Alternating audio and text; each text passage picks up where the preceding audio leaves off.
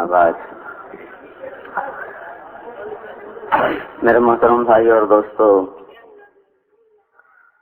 اللہ تعالیٰ کے دربار میں انسان کی قیمت اس کے حسب نسب، اس کی شکل و صورت پر نہیں ہے، بلکہ اس کے اندر جو اس کی صفات ہیں، اس کے جسم سے جو نکلنے والے اعمال ہیں، اس کے لحاظ سے انسان کا وزن ہوتا ہے۔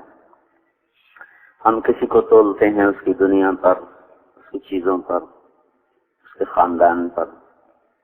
یہ تول اللہ کے ہاں ہے نہیں۔ وہاں جو تول لگا ہوا ہے وہ ہے ان اکرمکم عند اللہ اتقاکم۔ سب سے زیادہ عزت وہ پاتا ہے جو سب سے زیادہ اللہ سے ڈرنے والا ہوتا ہے۔ قیامت کے دن ایک فرشتہ اللہ کی طرف سے اعلان کرے گا، الا وانکم جعلتم نسبا وجعلت نسب۔ اے لوگو، ایک نسب تم نے بنایا، ایک ہم نے بنایا، یعنی ایک معیار عزت تم نے بنایا، ایک اللہ نے بنایا۔ جعلت اکرمکم اتقاکم، میں نے تمہیں بتایا کہ سب سے زیادہ عزت والا تقوی والا ہے، ولیکن ابیتم، تم نے تو انکار کر دیا۔ وقلتم ان فلان ابن فلان خیر من فلان ابن فلان، تم نے اپنے ہی گھڑ لیے، کسی کو مال کی وجہ سے عزت دی، کسی کو حکومت کی وجہ سے عزت دی، کسی کو شکل کی وجہ سے عزت دی، کسی کو کسی وجہ سے۔ جو میرا معیار تھا وہ تم نے ٹھکرا دیا، اپنے تم نے نئے نئے گھڑ لیے۔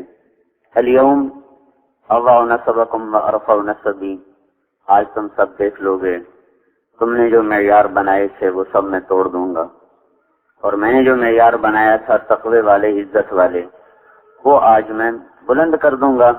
پھر اللہ تعالیٰ اعلان فرمائیں گے، این المتقون، کہاں ہیں تقوی والے، کہاں ہیں اللہ سے ڈرنے والے۔ تو وہاں کا معیار صفات ہیں، اعمال ہیں، چیزیں ہیں۔ پھر ایک اور اعلان ہوگا، فلیکم اہل الصبر، صبر والے کھڑے ہو جاؤ۔ تو ایک جماعت کھڑی ہو جائے، اللہ تعالیٰ کہیں گے جاؤ بغیر حساب کتاب کے جنت میں چلے جاؤ۔ پھر اعلان ہوگا، فلیکم اہل الفضل، فضل والے کھڑے ہو جاؤ۔ پھر ایک جماعت کھڑی ہوگی، اللہ تعالیٰ فرمائیں گے جاؤ بغیر حساب کتاب کے جنت میں چلے جاؤ۔ پھر اعلان ہوگا، فلیکم جیران اللہ، اللہ کے پڑوسی کھڑے ہو جاؤ۔ پھر ایک جماعت کھڑی ہوگی، اللہ تعالیٰ فرمائیں گے جاؤ بغیر حساب کتاب کے جنت میں چلے جاؤ۔ ایک اعلان ہوگا، این الائمہ، این الفقہاء، این المؤذنون، کہاں ہیں نمازیں پڑھانے والے، کہاں ہیں علم والے فقہاء، اور کہاں ہیں اذان دینے والے۔ لہذا جن کو کوئی آج پوچھتا ہی کوئی نہیں، مؤذن تو بیچارہ ایک چپراسی سے بھی کم حیثیت رکھتا ہے۔ تو اللہ تعالیٰ ان کو بلا کر کہے گا چلو ان کے لیے ممبر بچھاؤ، ان کو بٹھاؤ، اور باقیوں کا کہے گا میں ان کا حساب لے لوں، تم یہاں آرام کرو۔ یہ وہاں کا معیار ہے، وہ اصلی ہے، وہ اللہ نے بنایا۔ جو ہم نے بنائے ہم بھی نقلی، ہمارے معیار بھی نقلی۔ تو انسان کی قیمت صفات پر ہے، اور صفات میں سب سے جو طاقتور اور سب عند اللہ انسان کو جانوروں کی صف سے نکال کر انسانوں کی صف میں کھڑا کرنے والی صفت ہے، وہ ایمان ہے۔ ایمان لانے سے انسان جانوروں سے نکل جاتا ہے، انسان انسانی شکل میں انسان ہوتا ہے، ورنہ اللہ تعالیٰ ارشاد فرماتے ہیں اولئک کالانعام بل ہم اضل، یہ جانور ہیں بلکہ جانوروں سے بھی بدتر ہیں۔ پھر اسی مضمون کو اور زیادہ شدت اور سختی کے ساتھ اللہ نے بیان فرمایا، انہم الا کالانعام بل اضل سبیلا، یہ جانور کے علاوہ کچھ اور ہیں ہی نہیں، سوائے جانور کے اور کچھ انہیں کہا جا سکتا ہی نہیں، بلکہ ان سے بھی یہ بدراہ ہیں اور ان سے بھی زیادہ یہ گمراہ ہیں۔ تو بھائی کبھی جانوروں کے پیچھے چل کر بھی کسی کو منزل ملی، کبھی دیکھا کہ انسان گدھے کے پیچھے چل رہے ہیں، کتے کے پیچھے چل رہے ہوں، شیر کے پیچھے چل رہے ہوں، لومڑی کے پیچھے چل رہے ہوں، ان کی راہیں تو جنگل کو جاتی ہیں، تو ہم بھی جانوروں کے پیچھے چلیں گے تو جنگل میں پہنچ جائیں گے، جہاں بھٹکنے کے سوا کچھ بھی نہیں ملتا۔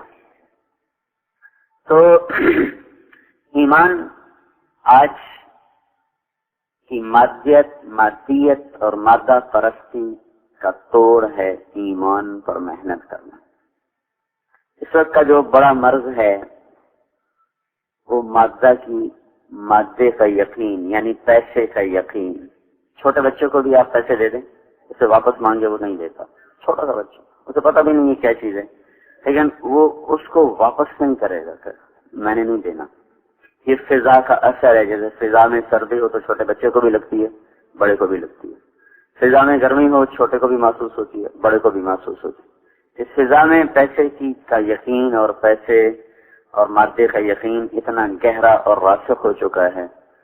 سکھر میں ہماری جماعت تھی تو کچھ لوگ آئے، میں نے ایک ساتھی سے کہا ان کو تیار کرو، نقد چلے۔ تو وہ ہمارے ساتھی نے بات شروع کی، انہوں نے کہا میرے پاس تو پیسے کوئی نہیں۔ اس نے کہا اللہ تعالیٰ سب کچھ کر سکتا ہے، پیسے کے بغیر بھی کرتا ہے اور پیسے کے ساتھ بھی اللہ ہی کرتا ہے، تو تم اللہ سے مانگو، اللہ کر دے گا انتظام۔ وہ کہنے لگا پیسے کے بغیر اللہ کیسے کر سکتا ہے؟ یہ ان کی آپس میں بات ہو رہی تھی، وہ میں نے نہیں سنی، لیکن اب ایک دم وہ زور سے بولا غصے سے، تو وہ میرے کانوں میں پڑی۔ وہ پیسے کے بغیر اللہ کیسے کرے گا؟ تو اس قدر پستی پیسے کے بغیر کچھ نہیں ہو سکتا۔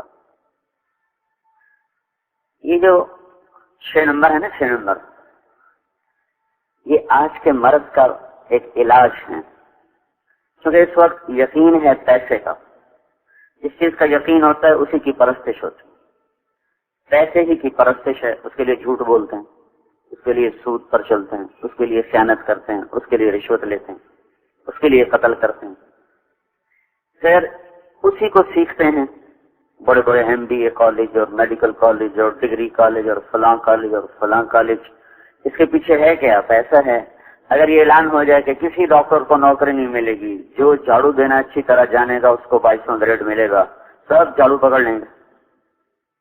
اگر یہ حکومت اعلان کر دے گا کسی ڈاکٹر کو ایک پیسہ نہیں ملے گا، کسی انجینئر کو ایک پیسہ نہیں ملے گا، کسی ماسٹر آف بزنس کو ایک پیسے کی نوکری نہیں ملے گی، جو نالیاں صاف کرنا اچھی طرح جانتا اس کو 1 لاکھ روپیہ مہینے کی تنخواہ ملے گی، یہ سارے لڑکوں کے ہاتھ میں جھاڑو ہوں گے۔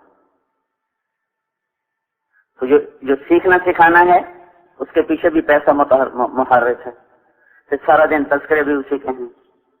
پھر پیسے کو وزن پر انسان کا وزن کیا جاتا ہے، پیسے کے وزن پر، چیزوں کے وزن پر انسان کا وزن کیا جاتا ہے، اسی کو مقصود بنا کے سفر کیے جاتے ہیں، اسی کی سارا دن بازاروں میں تبلیغ ہو رہی ہے، اسی کی سارا دن شہروں میں تبلیغ ہو رہی، دیہاتوں میں تبلیغ ہو رہی، سارے عالم میں تبلیغ ہو رہی ہے۔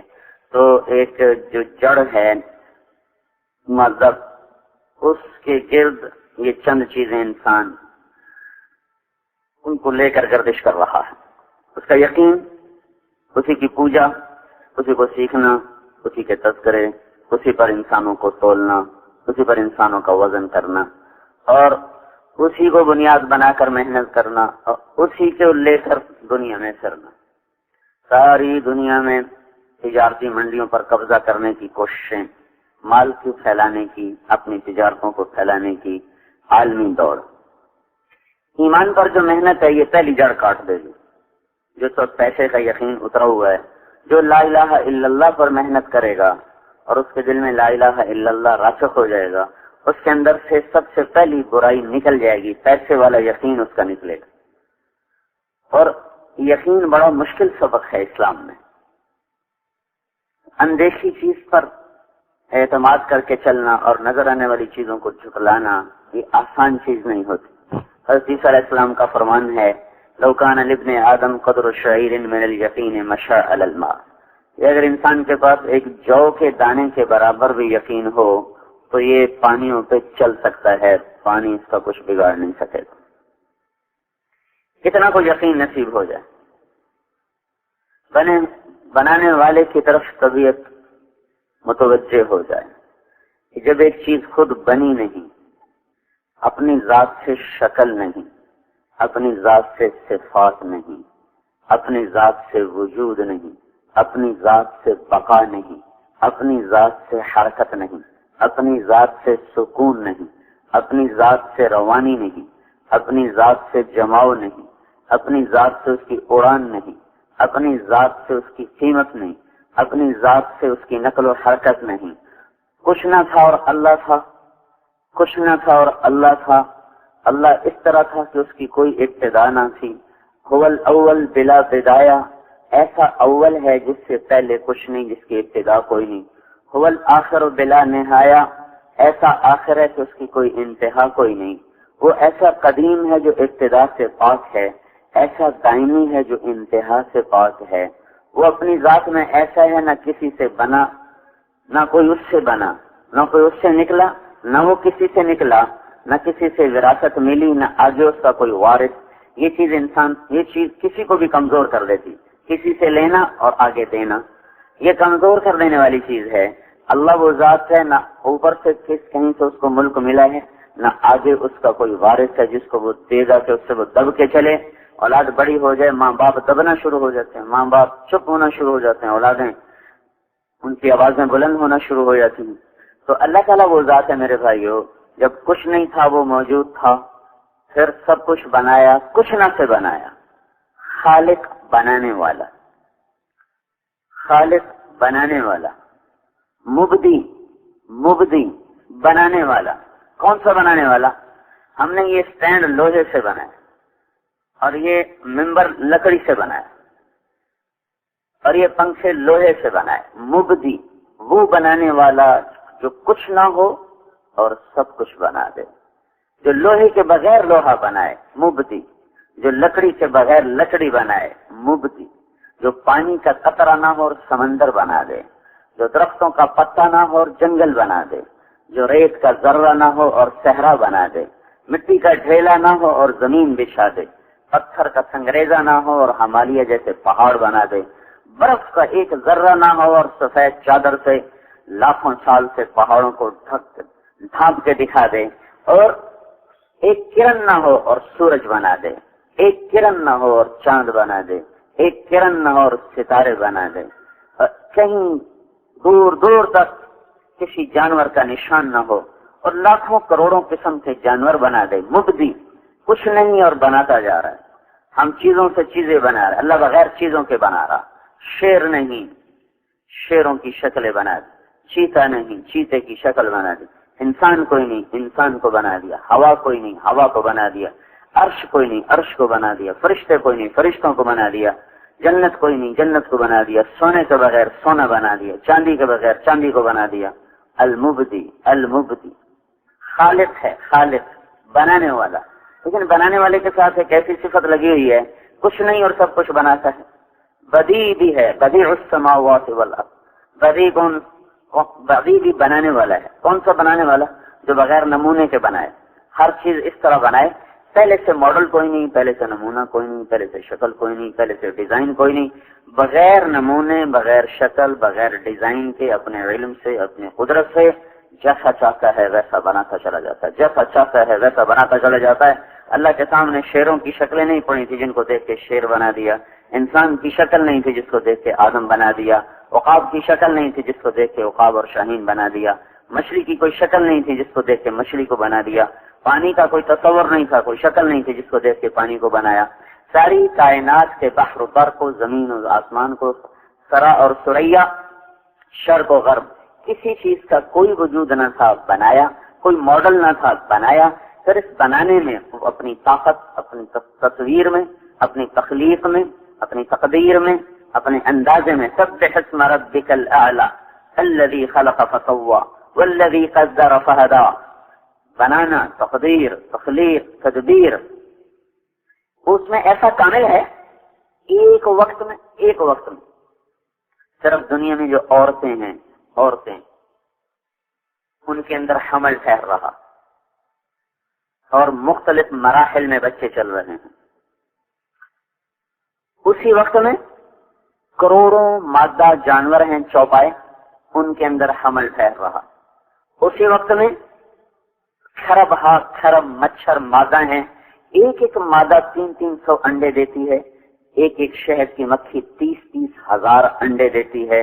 اور اس طرح جانوروں میں انڈے دینے والے، مچھلیاں سمندر میں انڈے دینے والی، درختوں پہ پرندے انڈے دینے والے کروڑ ہا کروڑ، ارب ہا ارب، کھرب ہا کھرب پرندے اور مخلوقات ہیں، پھر یہ تمام کے تمام اللہ تعالیٰ کے کارخانے قدرت میں ایک وقت میں بن رہے ہیں، اور ایک وقت میں کروڑوں قسم کی مختلف قسم کی مصنوعات تیار ہو رہی، مخلوقات تیار ہو رہی ہیں۔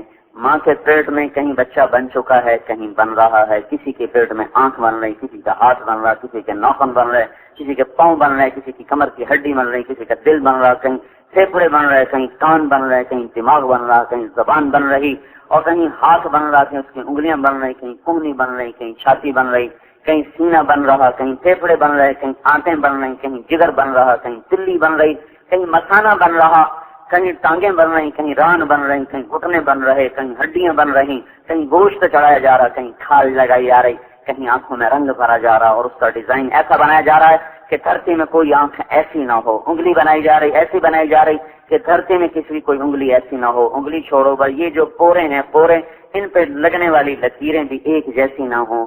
یہ سارا نظام اللہ تعالیٰ ایک وقت میں بنا رہا، دیکھ رہا، چلا رہا۔ اسی کے ساتھ ساتھ ساتھ ساتھ کھرب ہاتھ کھرب انڈے پڑے ہوئے، ان سب پر اللہ کی تدبیر چل رہی، تقدیر چل رہی، تخلیق چل رہی، اللہ تعالیٰ کا نظام چل رہا۔ اس ساری کائنات کے بناتے ہوئے پھر ادھر نباتات میں کہیں پھول نکل رہے، کہیں کلیاں نکل رہی، کہیں خوشے لگ رہے، کہیں گوشے پک رہے، کہیں پھل پک رہے، کہیں رس بھرا جا رہا، کہیں مٹھاس بھری جا رہی، کہیں کڑواہٹ بھری جا رہی، کہیں کسیلا پن بھرا جا رہا، کہیں سفیدی کہیں سفید پینٹ ہو رہا ہے، کہیں سرخ پینٹ ہو رہا ہے، کہیں سبز پینٹ ہو رہا ہے، کہیں بیجوں کو بکھیر کے ڈالا جا رہا ہے، کہیں اکٹھا کر کے رکھا جا رہا، کسی پھل کو موٹا کیا جا رہا، کسی کو چھوٹا کیا جا رہا، کسی کو نیلا، کسی کو پیلا، کسی کو سفید، کسی کو سرخ، کوئی زمین کے اندر اگ رہا، کوئی زمین کے اوپر بچھ رہا، کوئی تھوڑا سا اوپر کر کے نکل رہا، کوئی اس سے اوپر نکل رہا، کوئی اس سے اوپر نکل رہا، کوئی 50 فٹ کی بلندی پہ جا کے پیدا ہو رہا، کسی کے اندر پانی بھرا جا رہا، کسی کے اندر گودا بھرا جا رہا، کسی کے اندر رس بھرا جا رہا، گنے کے اندر اللہ تعالیٰ شربت کی بوتلیں تیار کر کر کے پیک کر کے نکال رہا۔ اس سارے بحر و بر کی مخلوقات میں پھر زمین پانی کے اندر کھرب ہا کھرب قسم کی مچھلیاں وہ انڈے دے رہی، ان سے بچے نکل رہے، ان کے نظام چل رہے، جھپٹنے والے عقاب، پل کھانے والے سانپ، تو کسی میں زہر بن رہا، کسی میں شہد بن رہا، کہیں میں پانی بن رہا، کہیں میں کچھ بن رہا، کہیں میں کچھ بن رہا۔ اللہ وہ ہستی ہے جو سارے کارخانے میں ایک دفعہ بھی خطا نہیں کھاتا، کہیں خطا نہیں کھاتا، ایک دفعہ بھی خطا نہیں کھاتا۔ مور کے انڈے سے مرغا نکلا ہے، مرغے سے بکرا نکلا ہے، بکرے سے کتا نکلا ہے، کتے سے بندر نکلا ہے، بندر سے فاختہ نکلا ہے، فاختہ کے انڈے سے کوئل نکلا ہے۔ اتنا جو نظام چل رہا ہے، کہیں تو کوئی خطا ہو، کہیں تو کوئی غلطی ہو، وہ اللہ ہے جو ساری کائنات کو بلا خطا بناتا ہے۔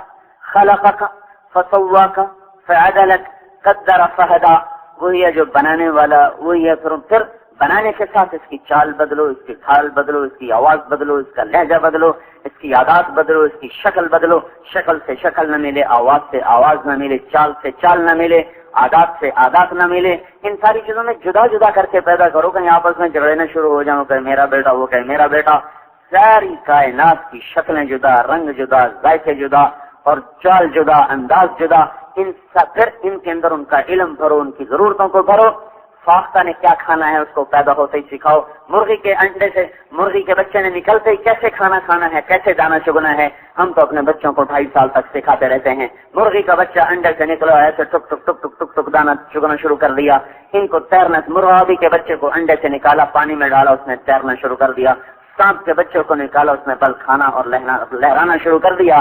یہ سارا نظام ان کو دینا، ان کو سکھاؤ، ان کو کھلاؤ، ان کو پلاؤ، ان کو ان کا انداز دو۔ زہر سانپ نے بنانا ہے، کیسے بنانا ہے؟ پیچیدہ مشکل ترین عمل ہے، جس سے زہر بن کر اس کے جا کر یہاں گلینڈز میں جمع ہوتا ہے، وہ کھا رہا، وہی غذا ہے، یہی گھاس پھوس میں سے چیزیں کھینچ کے سانپ کھا رہا، کوئی کبھی وہ مینڈک کو پکڑ کے کھا گیا، کبھی چوہا پکڑ کے کھا گیا، اسی چوہے کو بلی نے کھایا تو زہر نہ بنا، اسی چوہے کو سانپ نے کھایا تو زہر بن گیا، اسی پانی کو بکری نے پیا تو اس کے پیٹ میں جا کے دودھ بن گیا، اسی پانی کو سانپ نے پیا، اس کے پیٹ میں جا کے زہر بن گیا، اسی پانی کو ہرن نے پیا، اس کے پیٹ میں جا کے مشک بن گیا، اسی پانی کو ریشم کے کیڑے نے پیا، اس کے اندر سے وہ ریشم بن کے نکلا۔ یہ ساری آیات و نشانیاں ہیں جو یہ بتاتی ہیں کہ ایک اللہ ہے جو اس کائنات کا مالک ہے، جو اس اللہ کو اپنے ساتھ لے لے گا اس کے سارے مسئلے حل ہو جائیں گے۔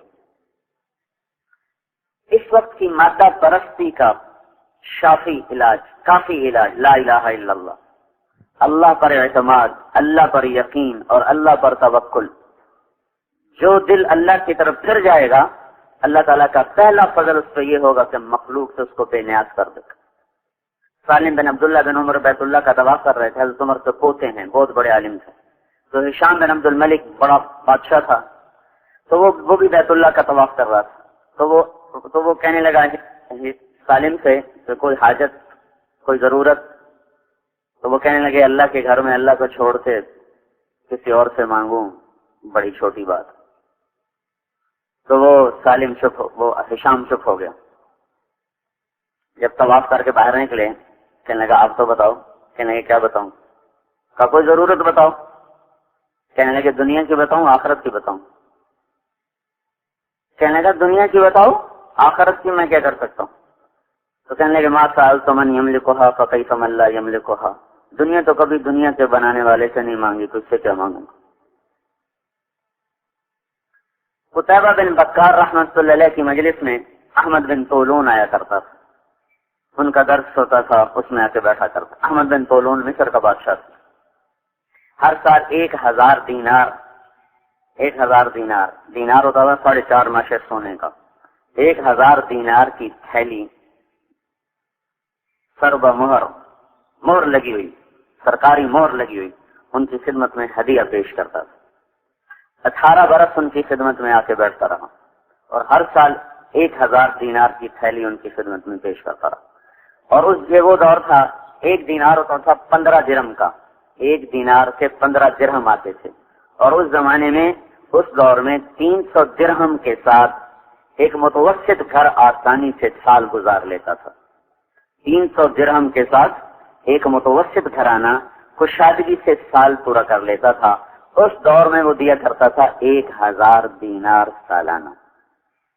18 برس کے بعد ایک فتوے میں ضرورت پڑ گئی ان کے دستخط کی.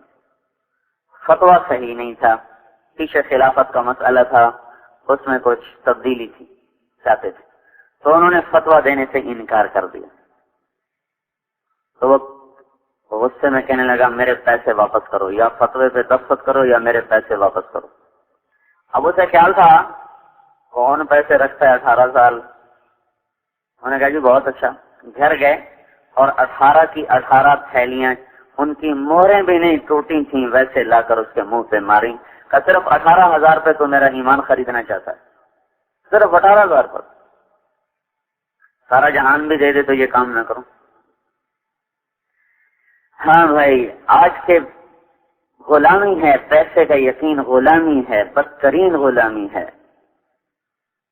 سنے تہذیب حاضر کے گرفتار، غلامی سے ہے بدتر بے یقینی. اللہ پر یقین کا اٹھ جانا اور مال اور جیب پہ یقین کا آ جانا، یہ بدترین غلامی ہے. تو بھائیو، اس کے توڑ میں ہے لا الہ الا اللہ کی دعوت اور لا الہ الا اللہ کی محنت. جتنا لا الہ الا اللہ دل میں راسخ ہوگا، اتنا محمد الرسول اللہ جسم پہ ظاہر ہوگا. لا الہ الا اللہ محمد رسول اللہ نے جوڑ دیا ہے. جب معراج پہ حضور تشریف لے گئے تو اللہ تعالیٰ کے دربار میں عرض کیا، اللہ ابراہیم تو خلیل تھے اور موسیٰ کلیم تھے علیہ السلام، اور داؤد علیہ السلام کے لیے لوہا نرم تھا، اور سلیمان علیہ السلام کے لیے ہوا تابع تھی، اور عیسیٰ علیہ السلام کے لیے آپ نے مردے زندہ کیے. فماذا جعلت لی، میرے لیے کیا ہے؟ تو اللہ تعالیٰ نے فرمایا اولیس قد اعطیتک افضل من ذلک کلہ، آپ کو میں نے سب سے اعلیٰ چیز عطا فرمائی ہے. اللہ ذکرت الا ذکرت معی، قیامت تک آپ کا اور میرا نام اکٹھا رہے گا، جدا نہیں ہو سکتا.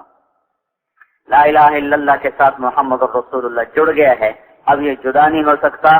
قیامت تک یہ آپ کا اور میرا نام اکٹھا رہے گا.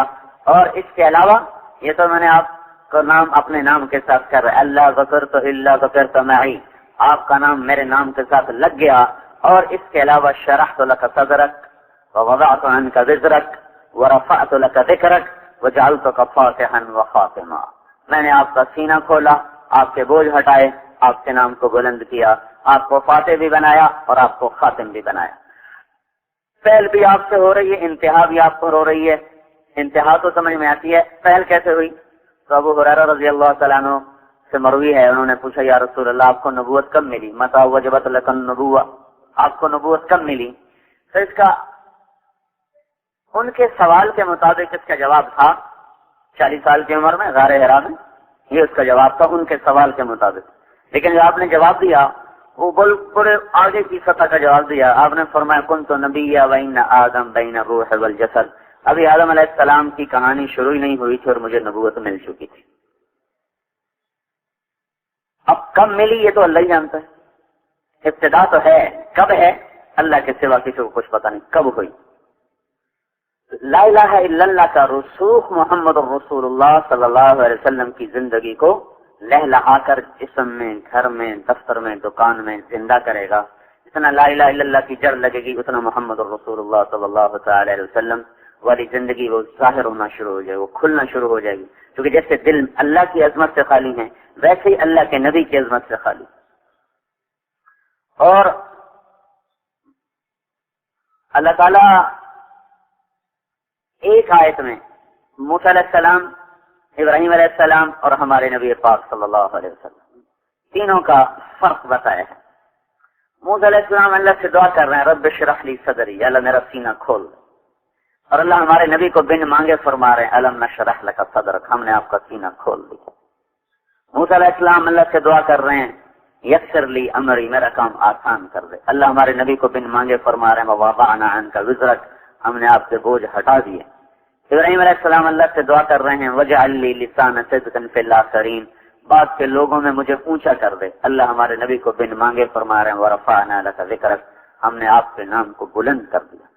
موسیٰ علیہ السلام اللہ کی طرف دوڑ کے آئے.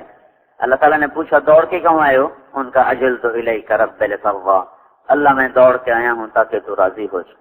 سارے جہان کو سے مطالبہ ہے اللہ تعالیٰ کا کہ مجھے راضی کرو، لیکن ہمارے نبی کے بارے میں اللہ تعالیٰ فرماتے ہیں وَلَسَوْفَ يُعْطِيكَ رَبُّكَ فَتَرْضَىٰ، میں آپ کو اتنا دوں گا کہ آپ راضی ہو جائیں گے، اتنا دوں گا کہ آپ راضی ہو جائیں. یہ آیت آپ کی شان میں سب سے زیادہ بلند ہے. پھر یہ فترضیٰ ہے، حتیٰ ترضیٰ نہیں، حتیٰ ترضیٰ. وَلَسَوْفَ يُعْطِيكَ رَبُّكَ حَتَّىٰ تَرْضَىٰ، اتنا دوں گا دیتا جاؤں گا کہ آپ راضی ہو جائیں گے. اور ایک وَلَسَوْفَ يُعْطِيكَ رَبُّكَ فَتَرْضَىٰ، ان دونوں میں بڑا فرق ہے. مثلا فقیر آیا ہے، ہم اس کو 4 آنے دیتے ہیں، کہتے ہیں یہ تھوڑے ہیں. ہم اس کو 8 آنے دیتے ہیں، کہتے ہیں یہ تھوڑے ہیں. سر ہم اس کو روپیہ دے دیتے ہیں، یہ تھوڑے ہیں. سر ہم اس کو 10 روپے دیتے ہیں، کہتے ہیں واہ واہ واہ واہ، ہوں ٹھیک ہے. تھوڑے سے اس کے گمان سے تھوڑا دینا، پھر اس کے مانگنے پر بڑھاتے جانا، یہ تھا وَلَسَوْفَ يُعْطِيكَ رَبُّكَ حَتَّىٰ تَرْضَىٰ، میں آپ کو اتنا دوں گا کہ یہاں تک کہ آپ راضی ہو جائیں گے. وَلَسَوْفَ يُعْطِيكَ رَبُّكَ فَتَرْضَىٰ کا مطلب یہ ہے فقیر آ گیا، وہ تصور میں لے کے آیا ہوا ہے 10 روپے سے زیادہ میں تمہیں کوئی نہیں دینے ہیں. آپ نے 100 روپے کا نوٹ نکالا اور اس کے ہاتھ میں پکڑایا. اس کا میں نے خود مشاہدہ کیا. ہماری جماعت کی پشاور میں ایک عرب شہزادہ میرے ساتھ تھا. تو فقیر آ گیا، ہم گاڑی میں بیٹھے دوسری مسجد میں جانے کے لیے، وہ مانگنے کے لیے آ گیا. اس کا منہ اوپر تھا اور ایسے مانگ رہا تھا. وہ چشمے تصور میں 1 روپیہ دیکھ رہا تھا، 1 روپیہ ہی دینا. تو میں کہا پتہ نہیں پشتوں میں کہہ رہا تھا بھائی اللہ کے نام پہ دو، اللہ کے نام پہ دو. تو اس نے جیب سے 100 روپے نہیں، یہ 84 کی بات، اس میں 100 روپے بہت زیادہ تھا. تو اس نے 100 نیچے نہیں دیکھ رہا تھا، اوپر ہی دیکھ رہا تھا. تو اس نے جب نوٹ پکڑا نا تو ایسے تو اس نیچے سے ایک دم جو اس کی نکلی نا پشتوں میں، اور پھر وہ بھاگا. وہ سمجھا شاید غلطی میں دے دیا کہ واپس نہ لے لے، بھاگا وہاں سے، پیچھے مڑ کے نہیں. پھر اس نے دیکھا اور میں نے کہا تو ہمارے فقیروں کا مزاج خراب کر رہا ہے، لیکن ہم تو 4 آنے دیتے تو انہیں 100 روپے دے دی. یہ ہے فترضیٰ. کسی کو پہلے لمحے پہلی ہی دفعہ اس کی سوچ تصور سے اتنا دے دینا کہ اس کی سوچ اور تصور سے بڑھ کر ہو تو ایک دم وہ خوشی سے اچھل پڑے گا. تو یہ وَلَسَوْفَ يُعْطِيكَ رَبُّكَ فَتَرْضَىٰ، یہ جو فا کا لفظ ہے، فا، یہ یہاں یہ معنی دے رہا ہے کہ میرے نبی جتنا بھی تو سوچ لینا، جب میں تجھے دوں گا نا تو اس سے بھی زیادہ دوں گا. خود ہمارے نبی کی سوچ کتنی زیادہ ہے. اللہ کے بعد اگر کسی کو علم ہے تو اللہ کے نبی کو.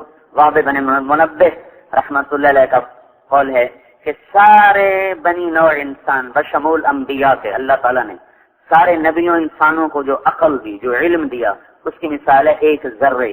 جو ہمارے نبی کو علم اور عقل دیا اس کی مثال ہے ایک صحرا کی. صحرا تو ذرے اور صحرا میں جو نسبت ہے وہ ساری دنیا کے انسانوں کے علم فہم کو حضور صلی اللہ علیہ وسلم کی فہم کے ساتھ وہ نسبت ہے. اور اللہ تعالیٰ یوں کہہ رہا ہے کہ پہلی ہی دفعہ تمہیں اتنا دوں گا کہ تو دیکھتے ہی خوش ہو جائے گا, خوشی سے اچھل پڑے گا.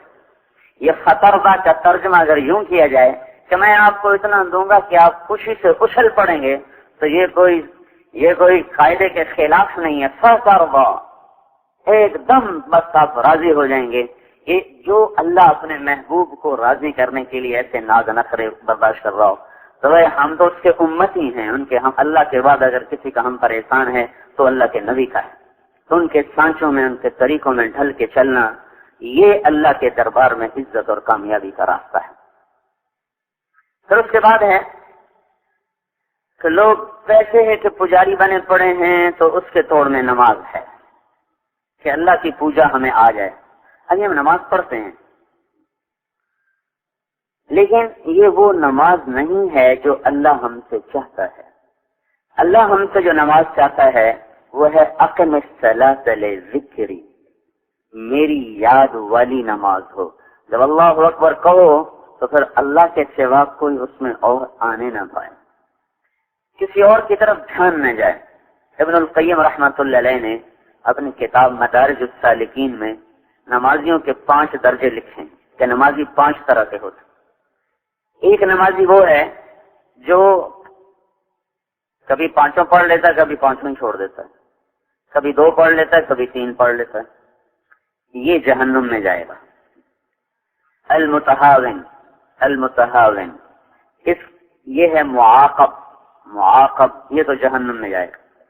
دوسرا نمازی ہے مواظب, جو پکا نمازی ہے, لیکن جب وہ اللہ کے سامنے آتا ہے ایک پل کے لیے بھی اسے خیال نہیں کہ میں کس بادشاہ کے سامنے کھڑا ہوں. وہ نماز میں بھی اپنی دنیا میں مشغول ہوتا ہے, من بسو مشغول تو عامر و زید, اللہ اس کی طرف متوجہ اور وہ اللہ کو چھوڑ کر کسی اور کی طرف متوجہ. یہ نمازی محاسب ہے, محاسب ڈان ڈپٹ, حساب ہوگا, حساب. تیسرا نمازی وہ ہے جب اللہ اکبر کہتا ہے تو کوشش کرتا ہے اللہ کے سامنے کھڑا رہوں, لیکن کبھی اللہ کے سامنے, کبھی گھر کے سامنے,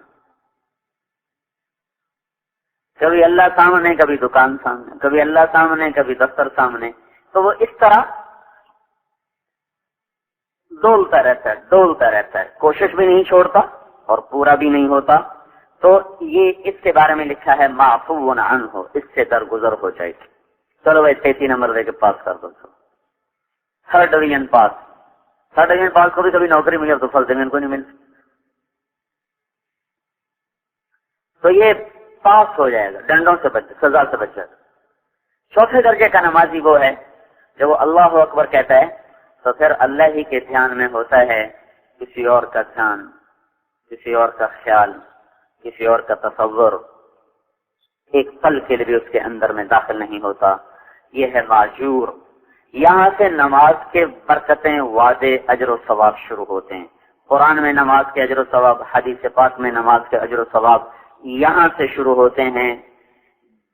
جو اللہ اکبر کے بعد صرف اللہ کے دھیان میں ہوتا ہے اور اللہ کے سوا کسی کے تصور میں نہیں کھڑا ہوتا, یہ 4تھے درجے کا نماز. 5ویں درجے کا نمازی وہ ہے جب وہ اللہ اکبر کہتا ہے تو نماز اس کی آنکھوں کی ٹھنڈک بن جاتی ہے. جعلت قرۃ عین فی الصلاۃ, آنکھوں کی ٹھنڈک نماز. ابو رحینہ رضی اللہ تعالیٰ عنہ سفر سے واپس آئے, ان کی بیوی گھر میں داخل ہوئے, سفر سے واپس آئے, بیوی کو بھی انتظار, خامد کو بھی انتظار, خلوت میں ہیں. اسے کہنے لگے میں 2 نفل پڑھ لوں پھر بیٹھتا ہوں تیرے پاس. 2 نفل کی نیت باندھی اور جو شروع ہوئے, پیچھے وہ انتظار میں, یہ آگے رفتار میں, یہاں تک کہ فجر کی اذان ہو گئی اور ان کی 2 رکعت ختم نہ ہوئی. جب سلام پھیرا تو ان کی بیوی نے کہا اما لنا منک نفسی, میرا کوئی حق نہیں. تو کہنے لگے میں تو بھول ہی گیا. کہنے لگے میں بھول ہی گیا. وہ کہنے لگے اللہ تیرا بھلا کرے, ایک کمرے میں تو کیسے بھول گیا, ادھر تو چلا باہر ہوتا ہے پھر بھی نہیں بھولتی. اب تو ویسے ٹیلی فون جیبوں میں پڑے ہوئے ہیں, شام کی کارگزاری روز سنا رہے ہیں ان کو, اور وہ ایک کمرے میں وہ کہنا میں بھول گیا. اور کیسے بھول گئے کہ جب میں نے نماز شروع کی تو جنت میرے سامنے کھل کے اس طرح آئی تو مجھے یاد ہی نہیں رہا میں کہاں کھڑا ہوں. جعلت قرۃ عینی فی الصلاۃ، آنکھوں کی ٹھنڈک نماز. یعقوب علیہ السلام اور یوسف علیہ السلام کو 40 سال جدا رکھا، 40 سال. جب ان کو ملا دیا تو پھر اللہ تعالیٰ نے یعقوب علیہ السلام سے فرمایا تجھے بتاؤں کیوں جدا کیا؟ کہنے لگے بتا دیجیے. تو اللہ تعالیٰ نے فرمایا تو نماز پڑھ رہا تھا، یوسف تیرے برابر سویا ہوا تھا، چھوٹا بچہ، وہ رونے لگا تو نماز میں کھڑے کھڑے اس کو یوں دیکھنے لگا کیوں رویا ہے، تیری توجہ بھی ہٹ گئی، تیری نظر بھی ہٹ گئی، تو اس کو یوں دیکھنے لگا کیوں رو رہا ہے. کہا مجھے اس پہ غیرت آئی، میرا نبی ہو اور میرے سامنے اور پھر مخلوق کو دیکھے بھی صحیح، سوچے بھی صحیح، ان آنکھوں کو بھی واپس لے لوں گا جو ادھر اٹھی ہیں اور جدا بھی کر دوں گا جس کی طرف اس کا خیال گیا ہے. 40 سال رلایا، آنکھیں چلی گئیں. وَبْيَضَّتْ عَيْنَاهُ مِنَ الْحُزْنِ فَهُوَ كَظِيمٌ. 40 سال. تو اقم الصلاۃ لذکری، پیسے کی پوجا سے نکل جائے گا. ہر نمازی نہیں، ہر نمازی نہیں، وہ نمازی جس کو اللہ اکبر کے بعد اللہ کے سوا کسی کا دھیان نہ آئے.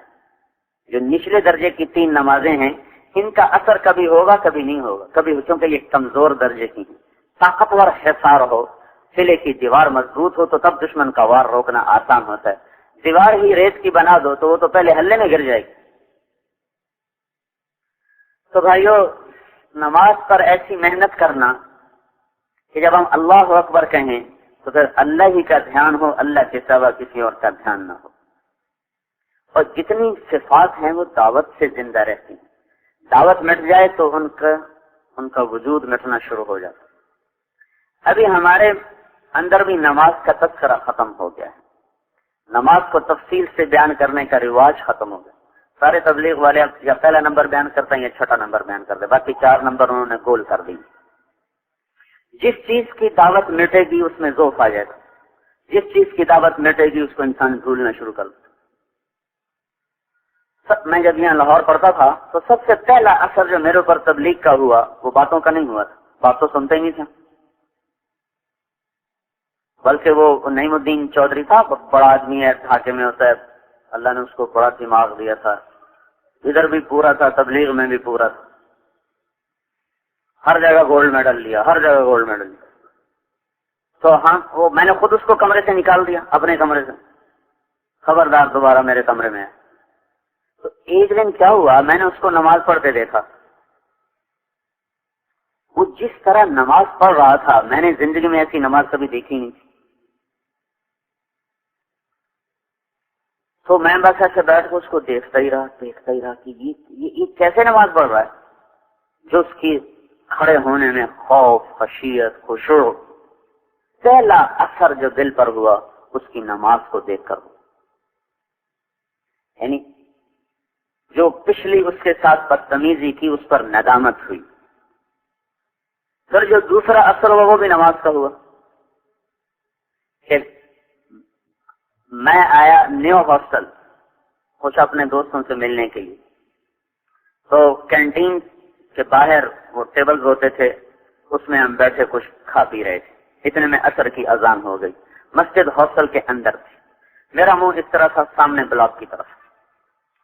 تو سامنے سیڑھیاں تھیں تو میں نے دیکھا وہ سیڑھیوں سے گھسٹتا ہوا نیچے آ رہا تھا، اس کی ٹانگ ٹوٹی ہوئی، بساکیاں تھیں نہیں، تو اس نے ساری سیڑھیوں کو گھسٹتے ہوئے وہ عبور کیا، نیچے اترا، پورا یہاں سے لے کر وہاں تک مسجد تھی، اتنا لمبا برآمدہ تھا، یہ سارا وہ گھسٹتا ہوا گیا. اور ہم ہنس رہے تھے، کھلکھلا رہے تھے. ایک دم جو اس پہ نظر پڑی تو چپ ہم، اور ہم اس کو دیکھ رہے، ہماری نظریں اس کا تعاقب کر رہی. اور وہ اسی طرح سے سڑتا ہوا گیا اور جا کر اس نے نماز پڑھی. پھر تھوڑی دیر بعد ہم نے اس کو نکلتے دیکھا، وہ بھی اسی طرح وہ چڑھتا ہوا واپس گیا اور ساری سیڑھیاں چڑھ کر اپنے وہ کمرے میں گیا. یہ دوسرا تاثر بھی نماز نے طبیعت پہ چھوڑا.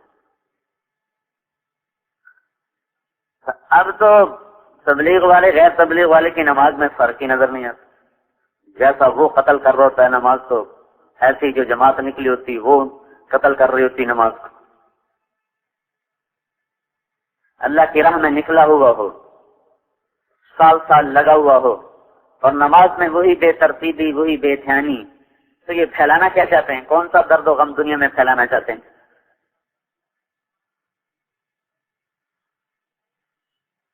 ساری دنیا کے مسائل کی چابی ہے 2 نفل، 2 رکعت۔ اللہ کے نبی نے کر کے دکھایا، بتلا کے سن، قم فصل فإن فی الصلاۃ شفاء، اٹھ ابو ہریرہ پڑھ نماز میں شفا ہے۔ 4 دن گزر گئے، گھر میں کچھ نہیں۔ 3 دن کا فاقہ تو آپ برداشت کیا کرتے تھے، 4تھا دن آ گیا، کچھ نہیں۔ عائشہ رضی اللہ تعالیٰ نے سے کہنے لگے اب تو اللہ سے مانگتا ہوں جا کے۔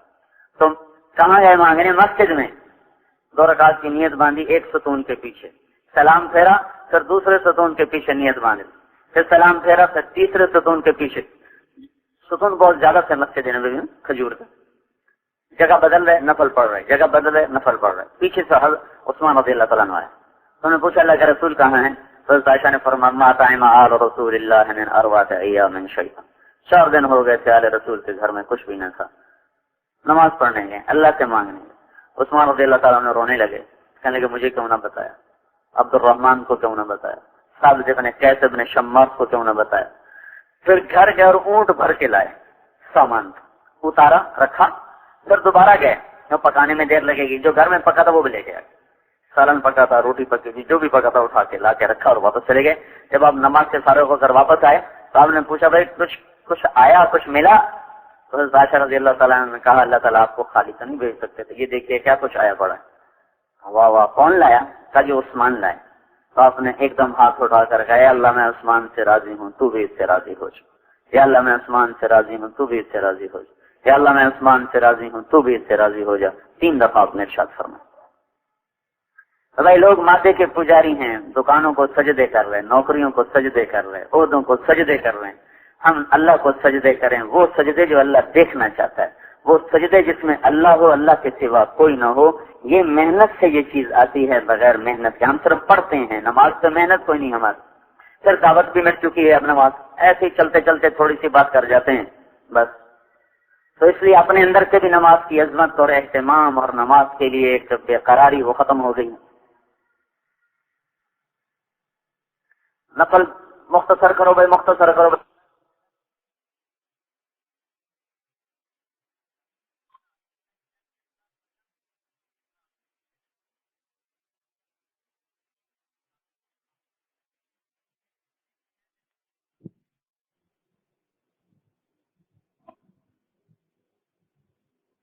پانچ منٹ زیادہ بھی لگ گئے، اگر 5 منٹ زیادہ لگ گئے تو کون سی قیامت آ جائے گی؟ یہی 5 منٹ بڑھ جائیں تو نماز خوبصورت ہو جائے گی۔ کیا پتا آپ کے گھنٹے کا کام اللہ تعالیٰ آدھے گھنٹے میں کروا دے۔ عائشہ رضی اللہ تعالیٰ نے فرماتے ہیں اتنے لمبے سجدے کرتے تھے کہ میں پیچھے بیٹھ کے رویا کرتی تھی، اتنا لمبا قیام کرتے تھے کہ میں پیچھے بیٹھ کے رویا کرتی تھی۔ کنڈلیوں سے خون نکل رہا ہے، وہ تو برم چڑھ گیا، کھڑے کھڑے خون کا پریشر بڑھتا ہے، پھول گئیں، پھر پھٹنے لگیں، پھر خون رسنے لگا، پھر اتنے لمبے سجدے کہ کبھی کبھی یہ خیال تھا کہ آپ کا انتقال ہو گیا۔ مسلم ابن یسار نے اتنا لمبا سجدہ کیا کہ دانت نکل کے سارے باہر آ گئے۔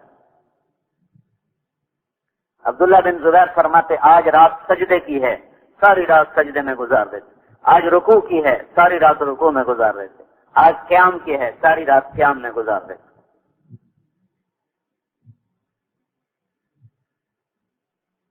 عثمان رضی اللہ تعالیٰ عنہ امیر المومنین ہیں، امیر المومنین، کتنے کام کا بوجھ ہوگا ان پر۔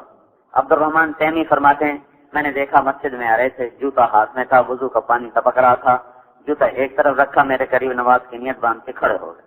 الف لام میم ذالک الکتاب سے کہانی چھڑ دی، میں نے کہا دیکھو کہاں رکوع کریں، بقرہ گئی، آل عمران گئی، نساء گئی، مائدہ گئی، انعام گئی، اعراف گئی، توبہ، وہ انفال گئی اور توبہ گئی اور وہ گئے اور وہ گئے اور وہ گئے اور وہ گئے، والناس پہ جا کے رکوع کیا، ایک ہی رکعت میں سارا قرآن۔ نماز کے ذوق تو ہیں، نماز پڑھتے ہوئے دیکھ کر پتا تو لگے کہ اس آدمی کا دل نماز میں لگا ہوا ہے، یہ تو نکلنا ہی نہیں چاہتا، اور ہمیں دیکھ کے تو پتا چلتا ہے کہ یہ تو بھاگنا چاہتا ہے نماز سے۔ مادے کی پرستش سے وہ نکلے گا جو اپنی نماز پہ محنت کرے گا۔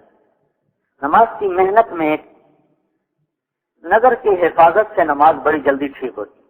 بہت سے اور چیزیں ہیں نماز کو بنانے کے لیے، ان میں نظر کی حفاظت سے نماز بڑی جلدی ٹھیک ہوتی ہے۔ اس کی نظر خراب ہو، اس کی نماز قیامت تک ٹھیک نہیں ہوگی۔ جیسے دروازہ کھلا ہو تو اندر میں گرد و غبار آتا رہے گا، آپ جتنا مرضی جھاڑو دے لے ادھر سے آ جائے گا، ادھر سے دے گا ادھر سے آ جائے گا، ادھر سے دے گا ادھر سے آ جائے گا۔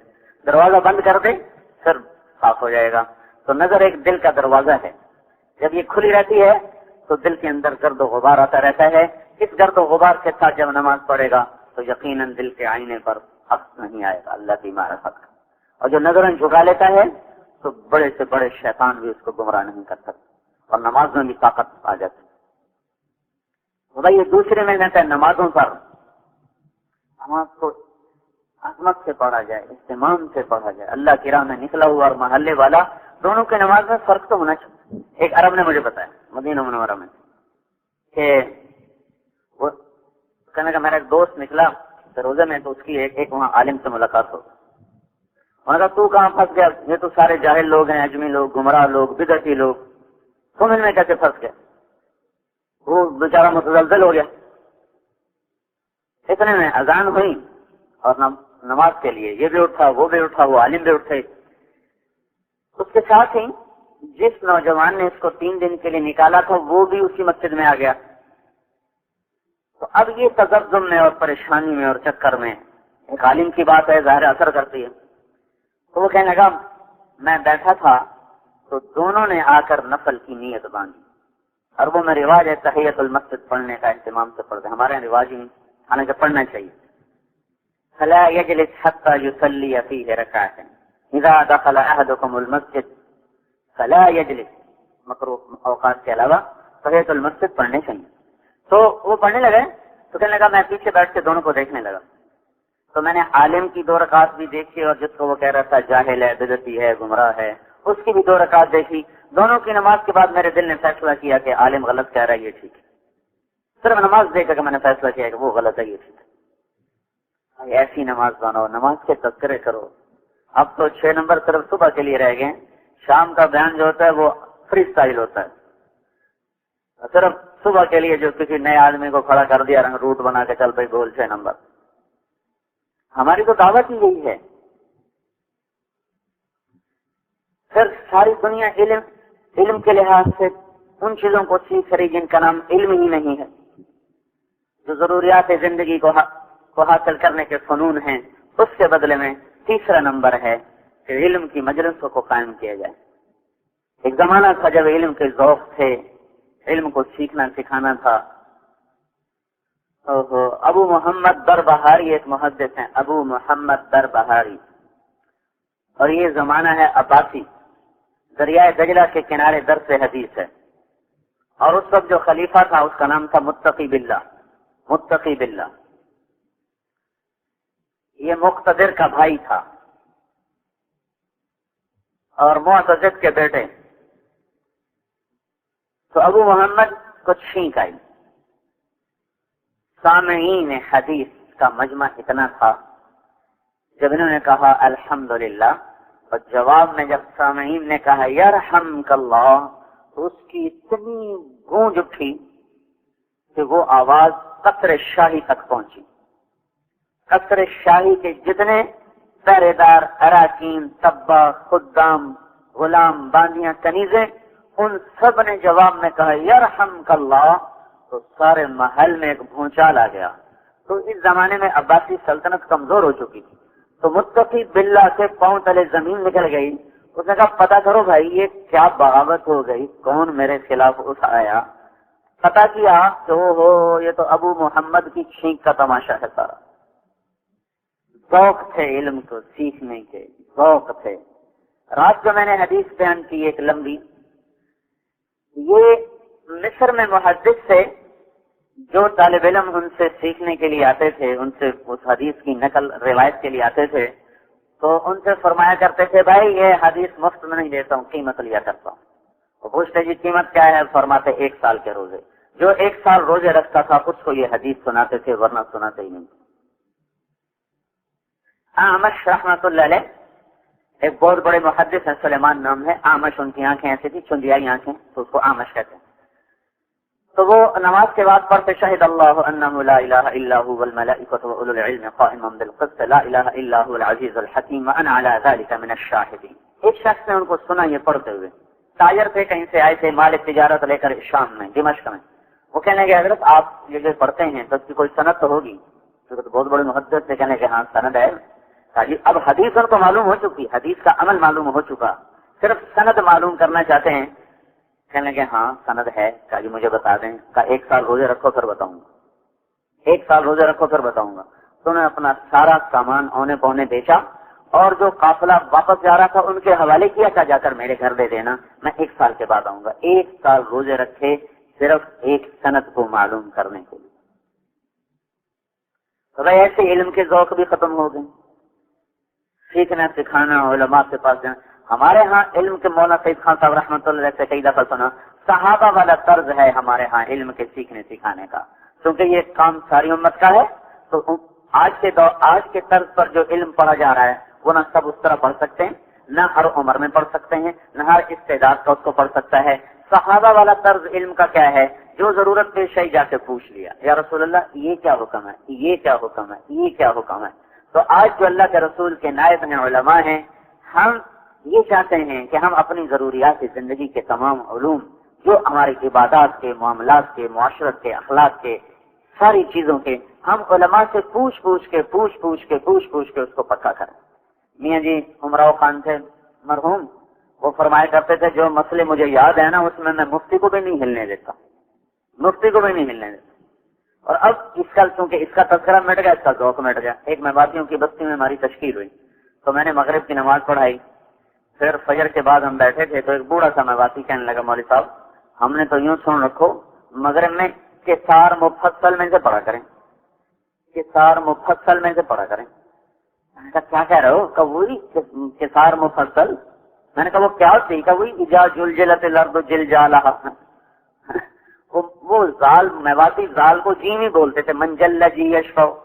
जब पहले 3 चेहरे लगा रहा था तो मैं मौलाना लियास रहमतुल्लाह अलैह का खादिम साहब थे मियां अब्दुल मजीद, वो जब हम सुनते सुनाते पैदल सफर तो वो आयतुल कुर्सी पढ़ते मंजल्ला जी। मैं कहूँ मियां जी मंजल्ला जी होगा, बेटा ये मंजल्ला जी निकलेगा।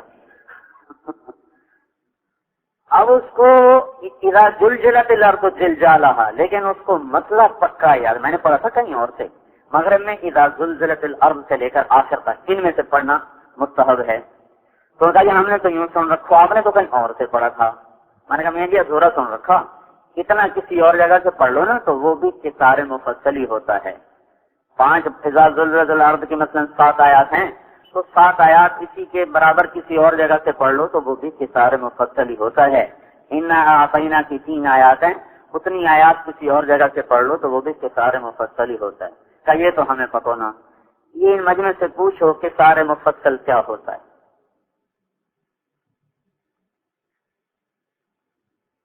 फिर बैठे थे, एक आदमी आया, उन्होंने कहा जी मेरा जमीन तो मेरे बाप के नाम है, काम सारा मैं करता हूँ, कुछ मेरे जिम्मे, मेरे बाप के जिम्मे। मेरे बोलने से पहले बोल उसी के जिम्मे, जिसके नाम जमीन हो उसी के जिम्मे, जिसके नाम जमीन हो उसी के जिम्मे वशर। फिर एक कोई कुर्बानी वाला मसला लेके आ गया, जो कान कटा है कि जानवर का इतना, उसका क्या मसला, वो भी उसने मुझसे पहले बताया। जो चीजें हमारे ज़ौक़ की थी, जो हमारी जरूरत थी, हमने तो उनको भी सीखना छोड़ दिया, क्योंकि इल्म की दावत मिट चुकी है। तीसरे नंबर का तस्करा भी कोई नहीं हो, तो मैंने तो पहले कहा था ना आपको, अब तबलीग का काम मुख्तसर हो गया, पहला नंबर, छठा नंबर, बाकी सिर्फ गिनने के लिए। और ये ऐसी दौलत है, मूसा अलैहिस्सलाम पर तौरात उतर चुकी और फिरौन गर्क हो चुका, और अल्लाह ताला की आयात और निशानियां उनके साथ जाहिर हो चुकी, और साहिब कलाम कलीमुल्लाह, साहिब तौरात वो किताब है जो अल्लाह ने अपने हाथों से लिख के जमीन पर उतारी, कतबत तौरात बियदिही। फिर अल्लाह ने कहा एक आदमी तुझसे ज्यादा जानता तो उसके पीछे चल पड़ेगा, मैं तो जाऊंगा उससे सीखूंगा। सारा नबूवत का काम छोड़ के गए, नबूवत का काम छोड़ के गए। ये जुमला मेरा आपको कैसा नजर आ रहा है?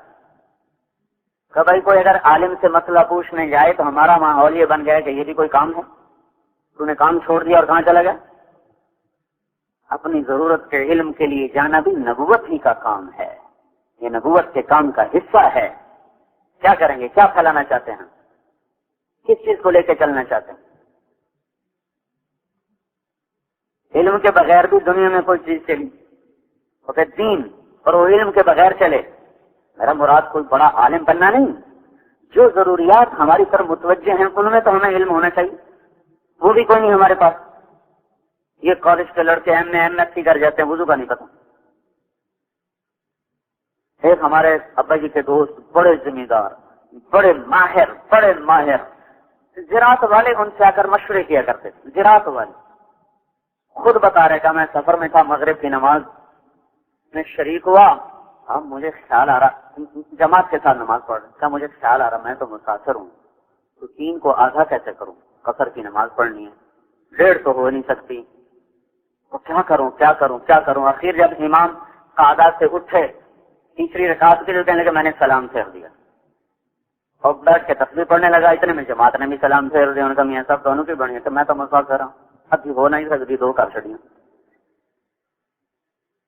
یہ ذمہ دار کا علم ایسا علم رکھنے والا آدمی جس سے پی ایچ ڈی لوگ آ کے مشورے کرتے تھے، ایسا جھاڑو پھرا ہوا ہے،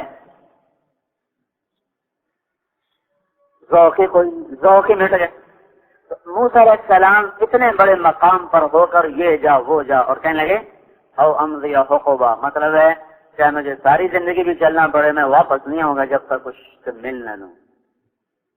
ساری امت کو چھوڑ کے چلے گئے کہ جب تک مجھے وہ مل نہ جائے میں نہیں واپس آؤں گا۔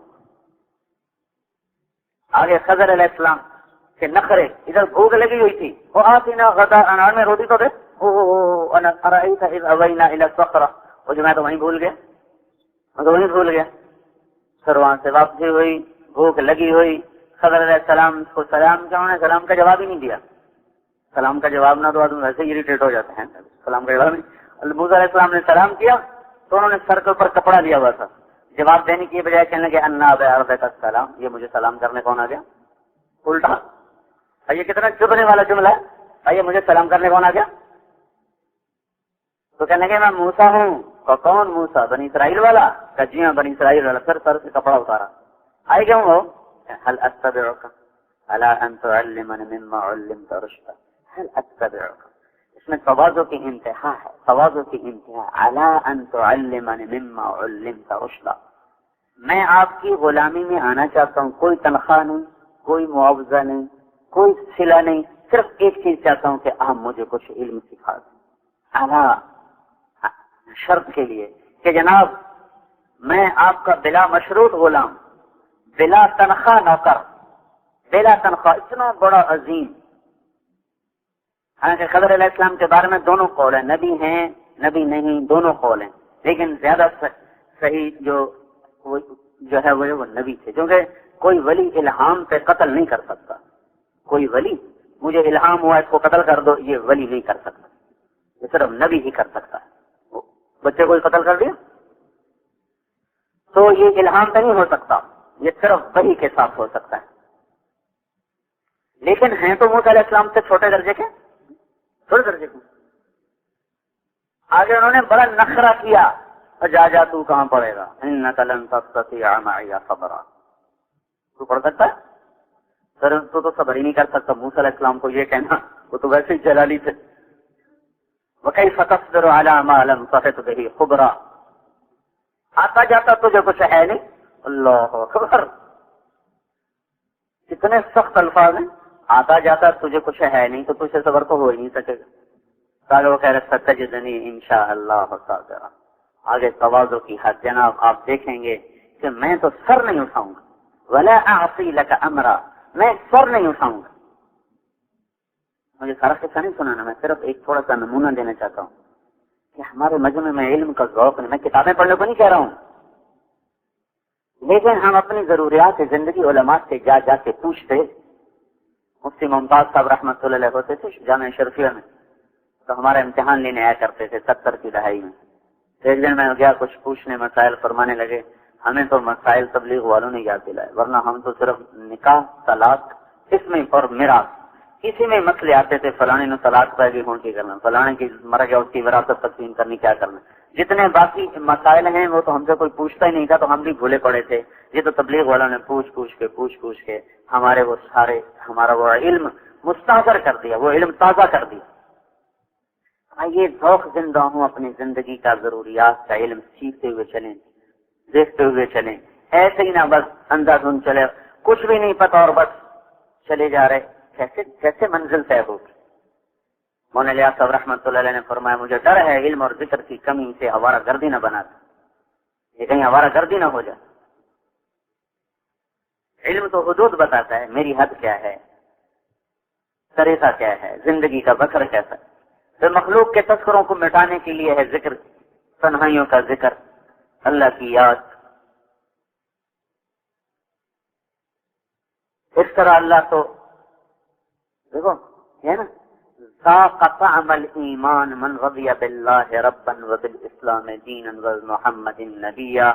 یہاں اللہ تعالیٰ کے نبی نے ایمان کو ایک کھانے سے تشبیہ دی ہے، کیونکہ ذائقہ کھانے کا ہوتا ہے، پینے کا ہوتا ہے، مادی چیز، مانوی چیز کا ذائقہ نہیں ہوتا، مادی چیزوں کا ذائقہ ہوتا ہے۔ تو یہاں اللہ تعالیٰ کے نبی نے کھانے کو، ایمان کو کھانے سے تشبیہ دی ہے، ایک مزیدار کھانے سے تشبیہ دی ہے۔ تو اس سے یہ معلوم ہوا کہ اللہ کے ذکر کا ایک ذائقہ ہے، ان یکون اللسان کا رطبا بذکر اللہ۔ یہ بھی جو لفظ رطب ہے یہ بتا رہا ہے کہ اللہ کی یاد میں بھی ایک لذت ہے، ایک حلاوت ہے، یہ چلتی پھرتی تصویر سے نہیں آتی۔ تنہائیوں میں بیٹھ کے جو اللہ کے ذکر کرتے ہیں اللہ تعالیٰ ان پر اس کی حلاوت کو کھولتا ہے۔ وہی تنہائیوں کا ذکر ہے، یہ تو آخری درجہ، تیسرے کلمے کی تصویر، درود شریف کی تصویر، استغفار کی تصویر، تو زیادہ کی تو حد ہی کوئی نہیں، ایک ہی تو عمل ہے جس کی کوئی حد نہیں۔ اذکروا اللہ ذکرا کثیرا، ذکر کرو، کثرت کے ساتھ کرو، کثرت کے ساتھ کرو، جتنا کثرت سے کرے گا۔ الذاکرین اللہ کثیرا والذاکرات، آخری کامیابی کی نشانی جو اللہ تعالیٰ نے بتائی ہے، کثرت سے ذکر کرنے والے مرد عورتوں کے لیے بڑے اونچے درجات۔ ایک خاص دروازہ ہے جو ذکر والوں کے لیے اللہ نے رکھا ہے، اس میں ایک مٹھاس ہے، اس میں ایک مٹھائی کی طرح، پانی کی طرح، شہد کی طرح، کھانے کی طرح ایک حلاوت ہے، ایک لذت ہے۔ اللہ تعالیٰ کھول دیتا ہے، نصیب فرما دیتا ہے کن کو؟ جو اس کو تنہائیوں میں بیٹھ کے کرنے کے عادی بن جاتا ہے۔ اس لیے بھائیوں، تنہائیوں میں بیٹھ کر اللہ کا ذکر، یہ ہمارے مخلوق کے تذکروں سے ہماری جان چھڑا دیتا۔ پھر میں نے کہا تھا مخلوق کی بنیاد پر ہی وزن کرتے ہیں دوسرے کا، اس کے لیے اللہ نے ہمیں چوتھا نمبر کی محنت کہ مسلمان کی عزت کریں اسلام کی بنیاد پر۔ تبلیغ میں نہیں، اسلام میں دو باتیں مشکل ترین ہیں، تبلیغ، اسلام، دین، علم، جو بھی نام دیں، دو باتیں مشکل ترین ہیں، ایک اللہ پر یقین اور ایک اچھے اخلاق۔ ابن ابی الدنیا رحمۃ اللہ علیہ نے ایک روایت نقل کی ہے، ما نزل من السماء شیء اقل من الیقین وما قسم للناس شیء اقل من الحلم۔ اللہ تعالیٰ نے آسمان سے یقین بہت تھوڑا اتارا اور اللہ تعالیٰ نے اچھے اخلاق بہت تھوڑے تقسیم کیے ہیں۔ حلم اخلاق کی انتہا کا نام ہے۔ اللہ تعالیٰ نے جب اسماعیل علیہ السلام کی خوشخبری دی تو ارشاد فرمایا فبشرناہ بغلام حلیم۔ جب اسحاق علیہ السلام کی خوشخبری دی تو اللہ تعالیٰ نے فرمایا فبشرناہ بغلام علیم۔ اسحاق علیہ السلام کے لیے ہے غلام علیم اور اسماعیل علیہ السلام کے لیے ہے غلام حلیم۔ یہ وجہ فضیلت علماء نے بیان کی ہے کہ اسماعیل علیہ السلام کو اللہ تعالیٰ نے اسحاق علیہ السلام پر فضیلت بخشی لفظ حلیم کی وجہ سے۔ حلیم علم کو کھینچتا ہے اور حلم کو کبھی کھینچتا ہے کبھی نہیں کھینچتا۔ حلم والا علم والا ہوتا ہے، علم والے کا حلم والا ہونا کبھی ہوتا ہے کبھی نہیں ہوتا، کبھی ہوتا ہے کبھی نہیں ہوتا۔ تو اچھے اخلاق اور صحیح یقین یہ دو مشکل ترین چیزیں ہیں، یہ بازار میں تھوڑی ہیں، تھوڑی چیز کی قیمت بڑھ جاتی ہے، یہ بازار کا اصول ہے۔ جو چیز بازار میں کم ہوگی اس کی قیمت بڑھ جائے گی، جو چیز بازار میں عام ہوگی اس کی قیمت گھٹ جائے گی۔ اسلام کی منڈی میں، تبلیغ کے بازار میں، دین کے بازار میں اچھے اخلاق اور اللہ پر یقین، یہ دو چیزیں بڑی تھوڑی پڑی ہوئی ہیں، یہ تھوڑی محنت سے نہیں حاصل ہوں گی۔ یہ جو زیادہ محنت کریں گے، جو زیادہ جان کھپائیں گے، اللہ ان پر ان دو چیزوں کا فیضان فرمائے گا۔ پھر ان دونوں میں میرے بھائیو یقین کی کمی چھپ جاتی، اخلاق کی کمی چھپتی ہے۔ یقین کی کمی پہ پردے ڈل جاتے ہیں، اخلاق کی کمی پہ پردے نہیں ڈلتے۔ یقین کی کمی کا نقصان اپنی ذات کی حد تک ہے، اخلاق کی کمیوں کا نقصان اپنی ذات کو بھی ہے اور اپنے ساتھ چلنے والوں کو بھی۔ اخلاق کا بگاڑ معاشرے کو آگ لگا دیتا ہے، گھروں کو آگ لگا دیتا ہے، کیونکہ برتاؤ ایک ایسی چیز ہے کہ اللہ تعالیٰ اپنے نبی سے کہہ رہا لو كنت فظا غلیظ القلب لانفضوا من حولك، اگر آپ کی طبیعت میں سختی ہوتی، اگر آپ کی طبیعت ڈانٹ ڈپٹ والی ہوتی تو یہ جان نثار صحابہ جن سے افضل نہ زمین نے دیکھے، نہ آسمان نے دیکھے، نہ کائنات نے دیکھے، جن کے بارے میں اللہ نے دنیا میں کہہ دیا کلن وعد اللہ الحسنى، ان سب کے لیے میری طرف سے جنت کا وعدہ ہے، دھرتی پہ زندہ رہتے ہوئے جن کو جنت کی بشارت ملی۔ تو اور پھر ابو بکر فی الجنہ، عمر فی الجنہ، عثمان فی الجنہ، علی فی الجنہ، طلحہ فی الجنہ، الزبیر فی الجنہ، سعد بن ابی وقاص فی الجنہ، ابو عبیدہ بن الجراح فی الجنہ، عبد الرحمن بن عوف فی الجنہ، سعید ابو الاعور فی الجنہ۔ اس طرح بشارتیں ایک ایک کا نام لے کر آپ نے کہا ابو بکر جنتی، عمر جنتی، عثمان جنتی، علی جنتی، آخر تک یہ جنتی وہ جنتی۔ بدر والوں کو اللہ تعالیٰ نے کہہ دیا جو مرضی کرو تمہاری بخشش ہو گئی۔ حدیبیہ والوں کو اللہ تعالیٰ نے کہہ دیا ان میں سے ایک بھی دوزخ میں نہیں جا سکتا، اور سارے صحابہ کے بارے میں اللہ تعالیٰ نے کہہ دیا ہماری طرف سے جنت ان کا وعدہ۔ ایسے اعلیٰ لوگوں کے بارے میں اللہ تعالیٰ کہہ رہا ہے اگر آپ ڈانٹ ڈپٹ کرنے والے ہوتے، اگر آپ کے اخلاق سخت ہوتے تو یہ آپ کو چھوڑ جاتا، آپ سے دور ہو جاتا، آپ سے دور ہو جاتا۔ یہ آپ کے اخلاق سے جس نے جوڑ دیا ان کو، کمال تھی۔ کبھی آپ نے کسی کا نام لے کر اس کو نہیں ڈانٹا، کبھی کسی کی کمی کا نام لے کر اس کو ممبر سے نہیں اچھالا، کبھی کسی کا نام لے کر آپ نے مجلس میں اس کو نہیں گرفت کی، کبھی۔ ما بال اقوام، اور میں نے یہ واقعہ میں نے حدیث میں نے پڑھی تھی لیکن کچھ عرصہ پہلے دوبارہ پڑھی تو کمال ہے، کمال۔ کچھ ایسا میں بھولا ہوا تھا، کچھ یاد تھا۔ بنو اشعری قبیلہ سے آپ کو گلا تھا، یہ بڑے علماء تھے، ان کے قریب دیہاتی تھے، ان کو سکھاتے نہیں تھے۔ تو آپ نے ارشاد فرمایا ما بال اقوام یتعلمون ولا يعلمون، لوگوں کو کیا ہوا سیکھتے ہیں سکھاتے نہیں۔ یہ بات کہہ کر آپ ممبر سے اتر گئے۔ آپس میں لوگوں کی بات چلی کس کو کہا ہے، بتائیے کوئی نہیں کس کو کہا ہے۔ اور اگر اللہ کے نبی نام لے کر بھی کہہ دیتے تو لوگ پروانہ وار فدا تھے، لیکن اتنی محبتوں کے باوجود آپ نے یہ نہیں نام لے کر کہو، کبھی نہیں کبھی نہیں کبھی نہیں۔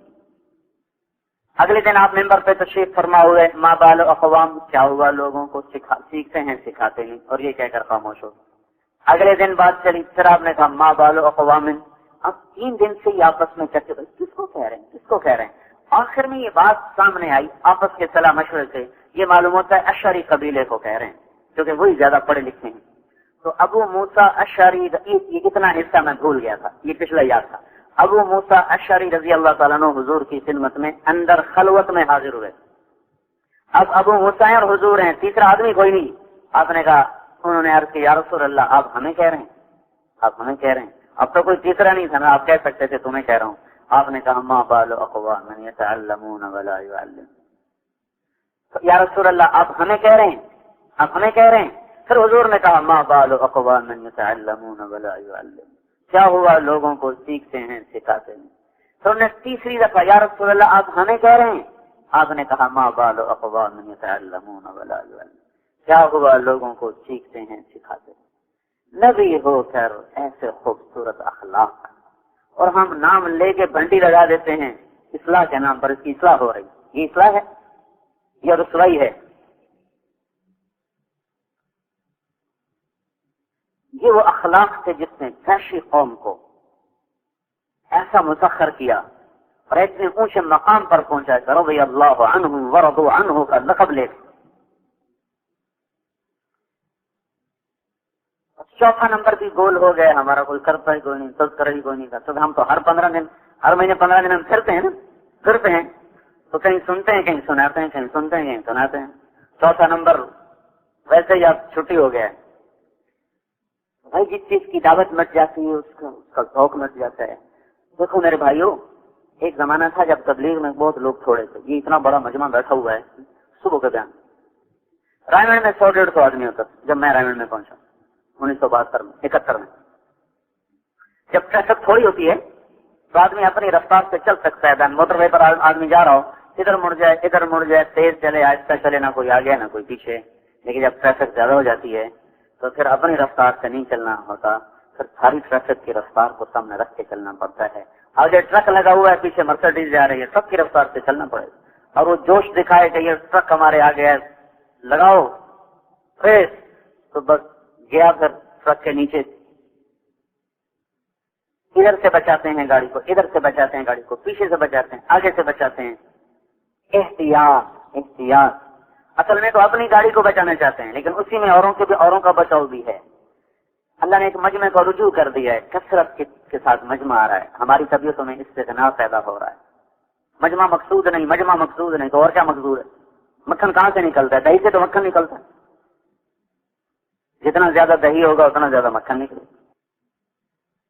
مجمع کی قدر، اس کا احترام، آنے والے کی عزت، آنے والے کا احترام، یہ طبیعتوں سے نکل گیا، گھروں سے نکل گیا. بیٹا باپ کا گریبان پکڑ رہا ہے.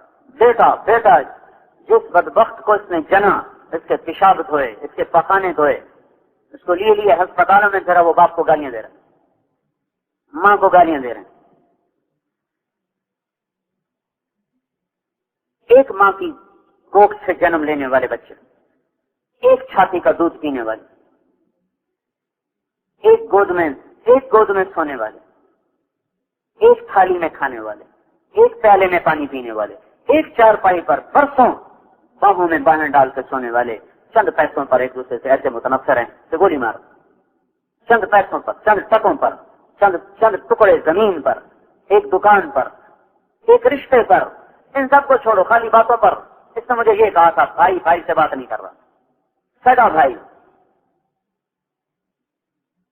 اب کیا ہوا؟ انہوں نے مجھے یہ کہا تھا، او بھائی تیرا بھائی آئے گا، کوئی بھائی نہیں. کیا ہوا؟ اخلاق کا جب جنازہ نکلتا ہے تو محبتوں کے بھی جنازے نکلتے ہیں، اور زندگیاں ویران ہو جاتی ہیں، دشت بن جاتے ہیں، زندگیاں صحرا بن جاتی ہیں. صحرا. اس معاشرے میں دبنا نہ ہو، جھکنا نہ ہو، تواضع نہ ہو، معاف کرنا نہ ہو، درگزر کرنا نہ ہو، وہ آگ ہوتی ہے، آگ. ہمیں معاف کرنا ہم بھول گئے ہیں. حجاج کا سامنے 3 آدمی لائے گئے، انہوں نے کہا خان جی کا قتل کر دو. ان کے ساتھ ایک خاتون تھی، تو اس نے منت کی چھوڑ دے. انہوں نے کہا چلو تیری وجہ سے ایک چھوڑ دیتا ہوں، 2 مار دوں گا. ایک اس کا بھائی تھا، ایک اس کا بیٹا تھا، اس کو کھانے کہا ایک چن لے. تو عورت کہنے لگی الزوج موجود والابن مولود والاخ مفقود اترک لی اخی.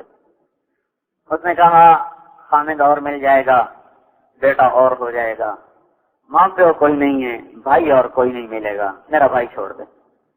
تو حجاج نے کہا تیرے حسن انتخاب پر میں تینوں کو چھوڑتا ہوں.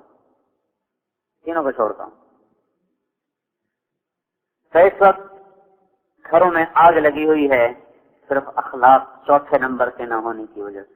اخلاق کے تذکرے مٹ گئے، اس کی محنت مٹ گئی. تذکرہ مٹے گا، محنت مٹ گئی. یہ ایک مسجد میں کام کرنے والے 10 گریباں ہیں. کس پر؟ رائے کا اختلاف، صرف رائے کے اختلاف. اور ہماری رائے ہے کیا؟ اس کو اب نہ ملو کل مل لو، اس کو میں ملوں گا نہیں، اس کو میں ملوں گا. اسی پہ ہی لڑ رہے، اس پہ لڑائی ہو رہی. اس کو میں نے ملنا تم نے نہیں ملو گا، نہیں اس کو میں نے ملنا تم نے نہیں ملنا. تو اس پہ لڑائی. اب جیسے مولانا محمد احمد صاحب فرماتے ہیں ابھی تو حکومت نہیں ملی، آپس میں لڑ کے یہ خبر ہے، جب مل جائے گی تو پھر کیا ہوگا ان کا. تو رائے کا اختلاف برداشت نہیں. محبت فرض، میں نے رات بھی بتایا. اور ہمارے اصول، ہماری رائے استنباطی چیزیں ہیں. محبت نہیں ہاتھوں سے جا سکتی.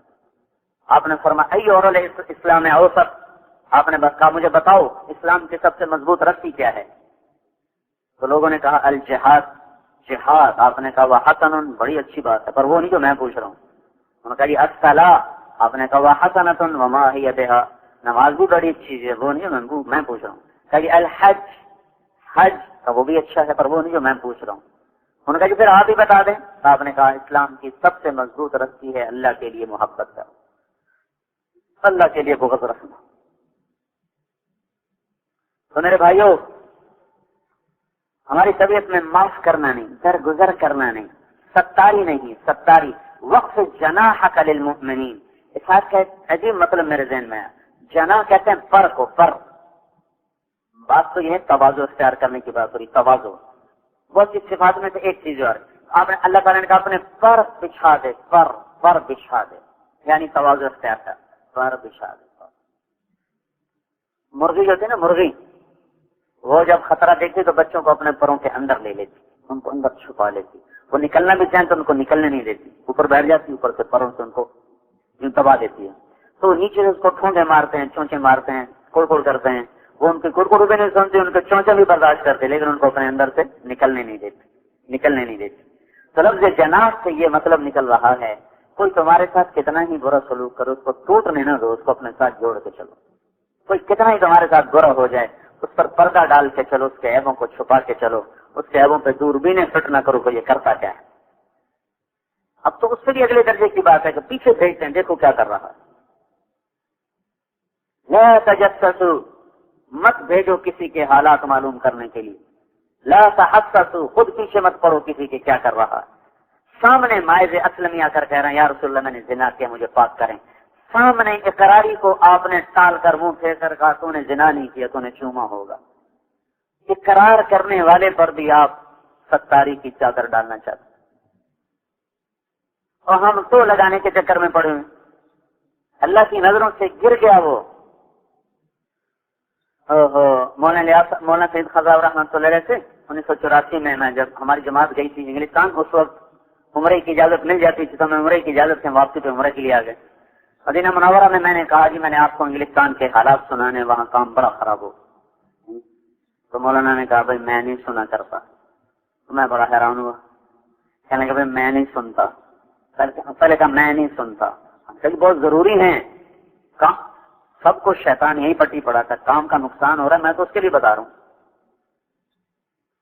کبھی میں نہیں سنا کرتا، چونکہ مولانا سے محبت بھی تھی، تعلق بھی، بے تکلفی بھی، میں نے کہا جی آپ سنیں تو صحیح۔ کہا بھائی میں نہیں سنتا، حضرت جی کو لکھ دو گا تمہیں زیادہ ہی شوق چڑھو گا۔ انہیں سنے ہی نہیں، میں بڑا حیران ہوا، میرے لیے تو پہلا تجربہ تھا بھائی کوئی نہیں سن رہا۔ پھر جب میں پاکستان آ گیا تو مجھے خط لکھوایا، وہاں سے دستی خط آیا میرے نام، وہ خط تو کہیں مجھ سے کھو گیا، لیکن اس کے الفاظ شاید موت بھی نہ چھین سکے مجھ سے۔ تو انہوں نے لکھا کہ بندہ برس ہا برس کی ٹھوکریں کھانے کے بعد، یہ وہی الفاظ ہیں، کوئی کمی بیشی نہیں، بندہ برس ہا برس کی ٹھوکریں کھانے کے بعد اس نتیجے پر پہنچا ہے کہ اپنے ساتھیوں کی کمیاں اپنے بڑوں کو نہیں بتانی چاہیے، اس لیے کہ آج کل کے بڑے ایسے بڑے نہیں ہیں جو کسی کی کمی کو دیکھ کر بھی، کسی کی کمی کو سن کر بھی اس کے ساتھ وہی سلوک کریں جو اس سے پہلے کیا کرتے تھے۔ تو اس سے بندہ نے ساتھیوں کا نقصان ہوتے تو دیکھا ہے، نفع آج تک نہیں دیکھا۔ جب کسی میں کوئی کمی دیکھو، از خود اس کے ساتھ تعلق بناؤ، اس پر محنت کرو، اس کو سمجھاؤ، اگر پھر بھی نہ سمجھے تو اس کا معاملہ اللہ کے سپرد کر دو اور اپنے ہونٹوں کو سی لو۔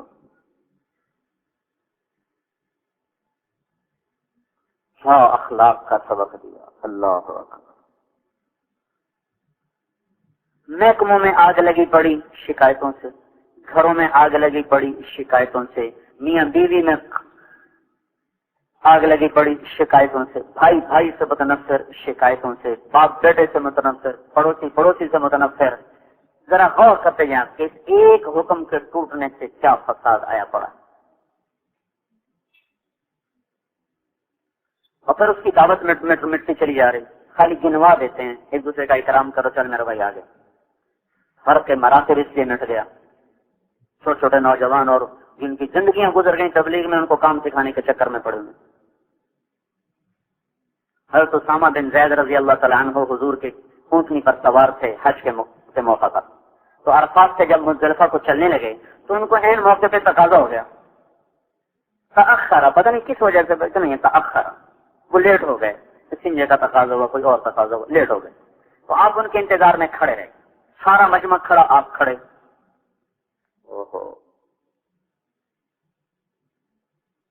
تو ان کو خاصی دیر لگ گئی، آپ نے ان کا انتظار کیا، یہ نہیں کہا کہ چلو خود ہی آ جائے گا، خود ہی آ جائے گا، انتظار کیا، جب وہ تشریف لائے اور اونٹنے پر آپ کے پیچھے بیٹھے تو یمن کے لوگ جو اس وقت حج میں شریک تھے، آخری حج میں عرفات کے میدان، وہ کہنے لگے اس کالے کی وجہ سے سب کو روکے رکھا، وہ ان کا رنگ حبشی تھا، ماں کے مشابہ تھے، زید کے بیٹے لیکن ماں سے مشابت، حبشی رنگ، اس کالے کی وجہ سے سب کو روکے رکھا۔ حضور کے انتقال کے بعد یہ سب لوگ مرتد ہو گئے تھے، اور مرتد ہو اور کفر ہی میں قتل ہوئے، ایمان بھی نصیب نہیں ہوا۔ تو علماء نے لکھا ہے کہ ان کا ایمان سلب ہوا اسامہ کی توہین کی وجہ سے، اسامہ رضی اللہ تعالیٰ عنہ کی بے اکرامی کی وجہ سے اللہ تعالیٰ نے ایمان سلب کر لیا۔ اب یہ چھوٹے چھوٹے نوجوان ہیں، مولانا یوسف صاحب کے زمانے کے ساتھیوں کو کہتے ہیں ان کو ہم نے کام سمجھانا ہے۔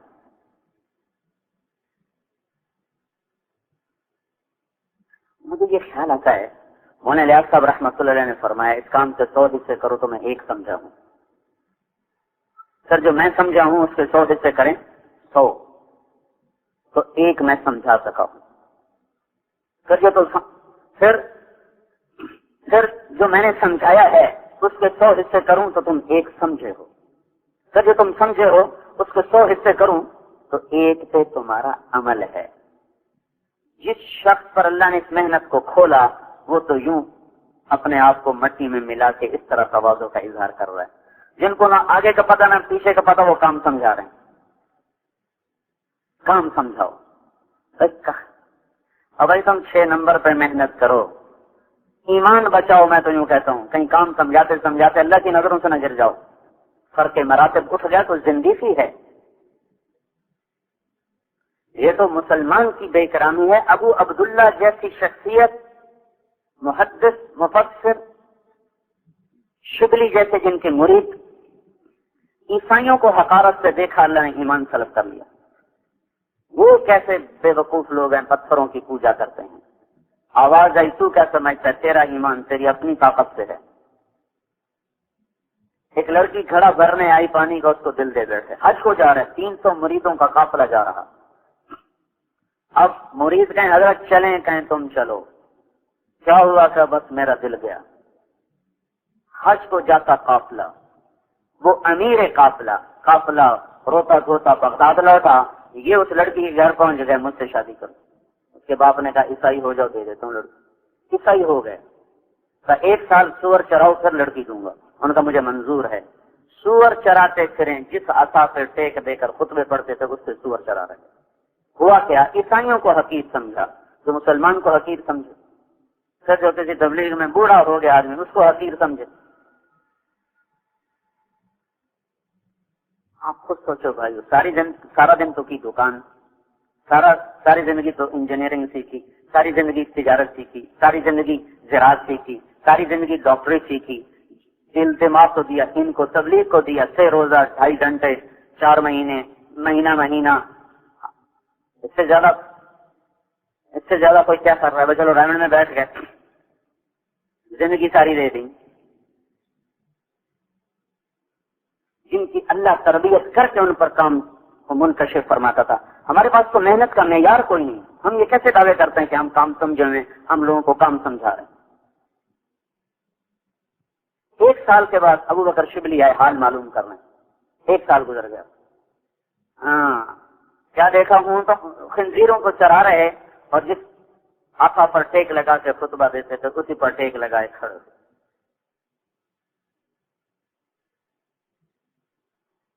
اللہ کو اپنے بندوں سے بڑا پیار ہے، ایسے کسی کو حقیر سمجھ لینا۔ تو انہوں نے سلام کیا، انہوں نے چپکے سے جواب دیا، کہنے لگے کیا حال ہے کا جو دیکھ رہے ہو؟ کہنے لگے آپ تو قرآن کے حافظ سے کوئی یاد ہے؟ کہنے لگے ایک آیت یاد ہے بس، سب دو۔ کون سی؟ کمن یتبدل الکفر بالایمان فقد ضل سواء السبیل، جو ایمان چھوڑ کے کفر خرید بیٹھا بہت بڑا گمراہ ہوگا۔ تو ہم نے پوچھا آپ تو حافظ الحدیث تھے، کوئی حدیث یاد ہے؟ کہنے کہ ایک حدیث یاد ہے، باقی سب بھول۔ وہ کون سی؟ من بدل دینہ فاقتلوہ، جو اسلام چھوڑ دے اسے قتل کر دیا جائے۔ ہم نے پوچھا آپ کے ساتھ ہوا کیا؟ تو انہوں نے سنایا میرے ساتھ یہ ہوا۔ پھر اس کے بعد بس وہ رونا اللہ کو پسند آیا، اللہ نے دوبارہ ایمان کھول۔ جب یہ ابوبکر واپس پہنچے تو ان سے پہلے وہ وہاں پہنچے ہوئے تھے، دریائے دجلہ میں نہا رہے اور کہہ رہے ابوبکر اللہ نے میرا ایمان مجھے واپس کر دیا۔ عیسائیوں کو حقیر سمجھنے پر اتنی بڑی تنبیہ آئی۔ ہم ایک تو مسلمانوں کو حقیر سمجھتے، پھر اپنے ساتھیوں کو حقیر سمجھتے، جن کی عمریں کھپ گئیں ان کو کام سکھانے کے چکر میں پڑ۔ مجھے تو اس جملے سے ڈر لگتا ہے، کام سکھاؤ۔ اس کے پاس دعویٰ ہے کہ ہم سیکھے ہوئے، کون یہ دعویٰ کرتا ہے کہ ہمیں یہ آتا ہے، ہم جانتے ہیں؟ لا ادری تو نصف العلم ہے۔ چوتھا نمبر، اخلاق مشکل ترین چیپٹر ہے اسلام کا، تھوڑی سی محنت سے نہیں آتا۔ اس لیے تو اللہ کے نبی نے فرمایا ساری زندگی کے ساری رات کے شب بیدار اور ساری زندگی کے سارے دنوں کے روزے دار سے بڑا مقام ہے اچھے اخلاق والے کا۔ اور ضمانت کہ تم اپنے اخلاق اچھے کرو، میں ضامن ہوں جنت الفردوس میں تمہیں گھر لے کے دوں گا۔ کتنی بڑی ضمانت آپ دے۔ بھیڑ اکٹھی ہو گئی ہے بھائیو، جو پرانے صحبت یافتہ لوگ تھے یا اللہ کے پاس چلے گئے یا کمزور ہو گئے، بیمار ہو گئے۔ ایک مجمع ہے جوانوں کا، ہر چیز میں کمزوری، ہر چیز میں کمزوری ہے، تو پتہ نہیں کب کہاں جاتے کسی بھی کیچڑ میں گاڑی پھنس جائے۔ بھائی ہم تو اپنی نفی کرتے ہوئے چلیں، جھک کے چلیں، کام اللہ سے ڈرو یا اللہ تو قبول کر، الٹا چکر ہم ان کو سکھا رہے ہیں۔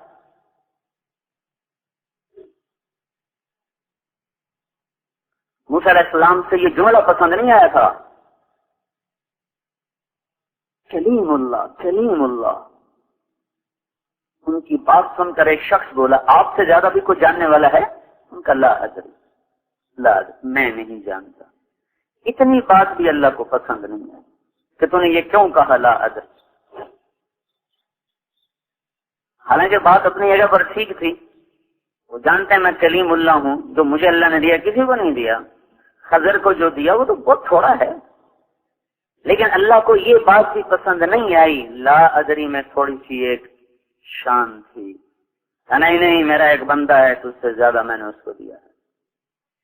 یہ سارا سفر اس ایک جملے کے پیچھے ہوا۔ اب ایک آدھ سفر باہر ملک کا کر کے کہتے ہیں ہم نے کام سمجھانا ہے۔ اللہ تعالیٰ نے اخلاق کا ایک وزن رکھا ہے، معاف کرنا، درگزر کرنا۔ قیدی دیکھو نا، حنین کے قیدی آئے، میں کیا بتاؤں، دیکھ رہا ہوں گڑی بھی تیزی سے آگے جا رہی، لیکن یہ ایسی باتیں جو میں کہنا چاہتا ہوں۔ قیدی آئے حنین کی 6000 قیدی، آپ مال غنیمت تقسیم نہیں کر رہے، سبحان اللہ، کس لیے کہ حنین والے آ کے معافی مانگنے تو ہر چیز واپس کر دوں۔ مؤخر کیے رکھا، جب دیکھا کہ نہیں آ رہے تو آپ نے کہا چلو طائف پہ حملہ کریں، ایک اور بہانہ ڈال دیا اور سارا مال غنیمت جعرانہ میں بند کر دیا اور طائف چلے گئے۔ 20 دن وہاں گزر گئے، وہ لوگ نہیں آئے، جب دیکھا کہ نہیں آتے تو آپ نے سارا مال اور قیدی تقسیم کر دی۔ اگلے دن وہ پہنچ گئے، یا رسول اللہ ہمیں معاف کر دیا۔ آپ نے کہا اللہ کے بندو تمہارے لیے تو میں نے اتنا انتظار کیا، اب میں کب تک انتظار کرتا، اب میں تو تقسیم کر چکا ہوں، اب ایک بات کر لو، یا مال لے لو یا قیدی لے لو۔ وہ کہنے کہ مال تو پھر بھی اللہ دے دے گا، آپ ہمیں قیدی ہمارے واپس کر دو۔ آپ نے فرمایا میرے اور میری اولاد کے وہ تو میں ابھی ضمانت دیتا ہوں، لیکن باقی جن کو میں نے دے دیے ہیں ان کی میرے پاس کوئی گارنٹی اور ضمانت نہیں۔ البتہ میں تمہارے لیے ایک ہیلا کرتا ہوں، تم ایسا کرو صبح کی نماز میرے گھر میں ایسا زور کی نماز میں جب میں نماز پڑھا چکا تم کھڑے ہو کے زور سے معافی مانگنا، پھر تمہارے لیے میں کچھ کروں گا. جس نے تلوار اٹھائی اس کے لیے کہہ رہا میں تمہارے لیے کچھ کروں گا.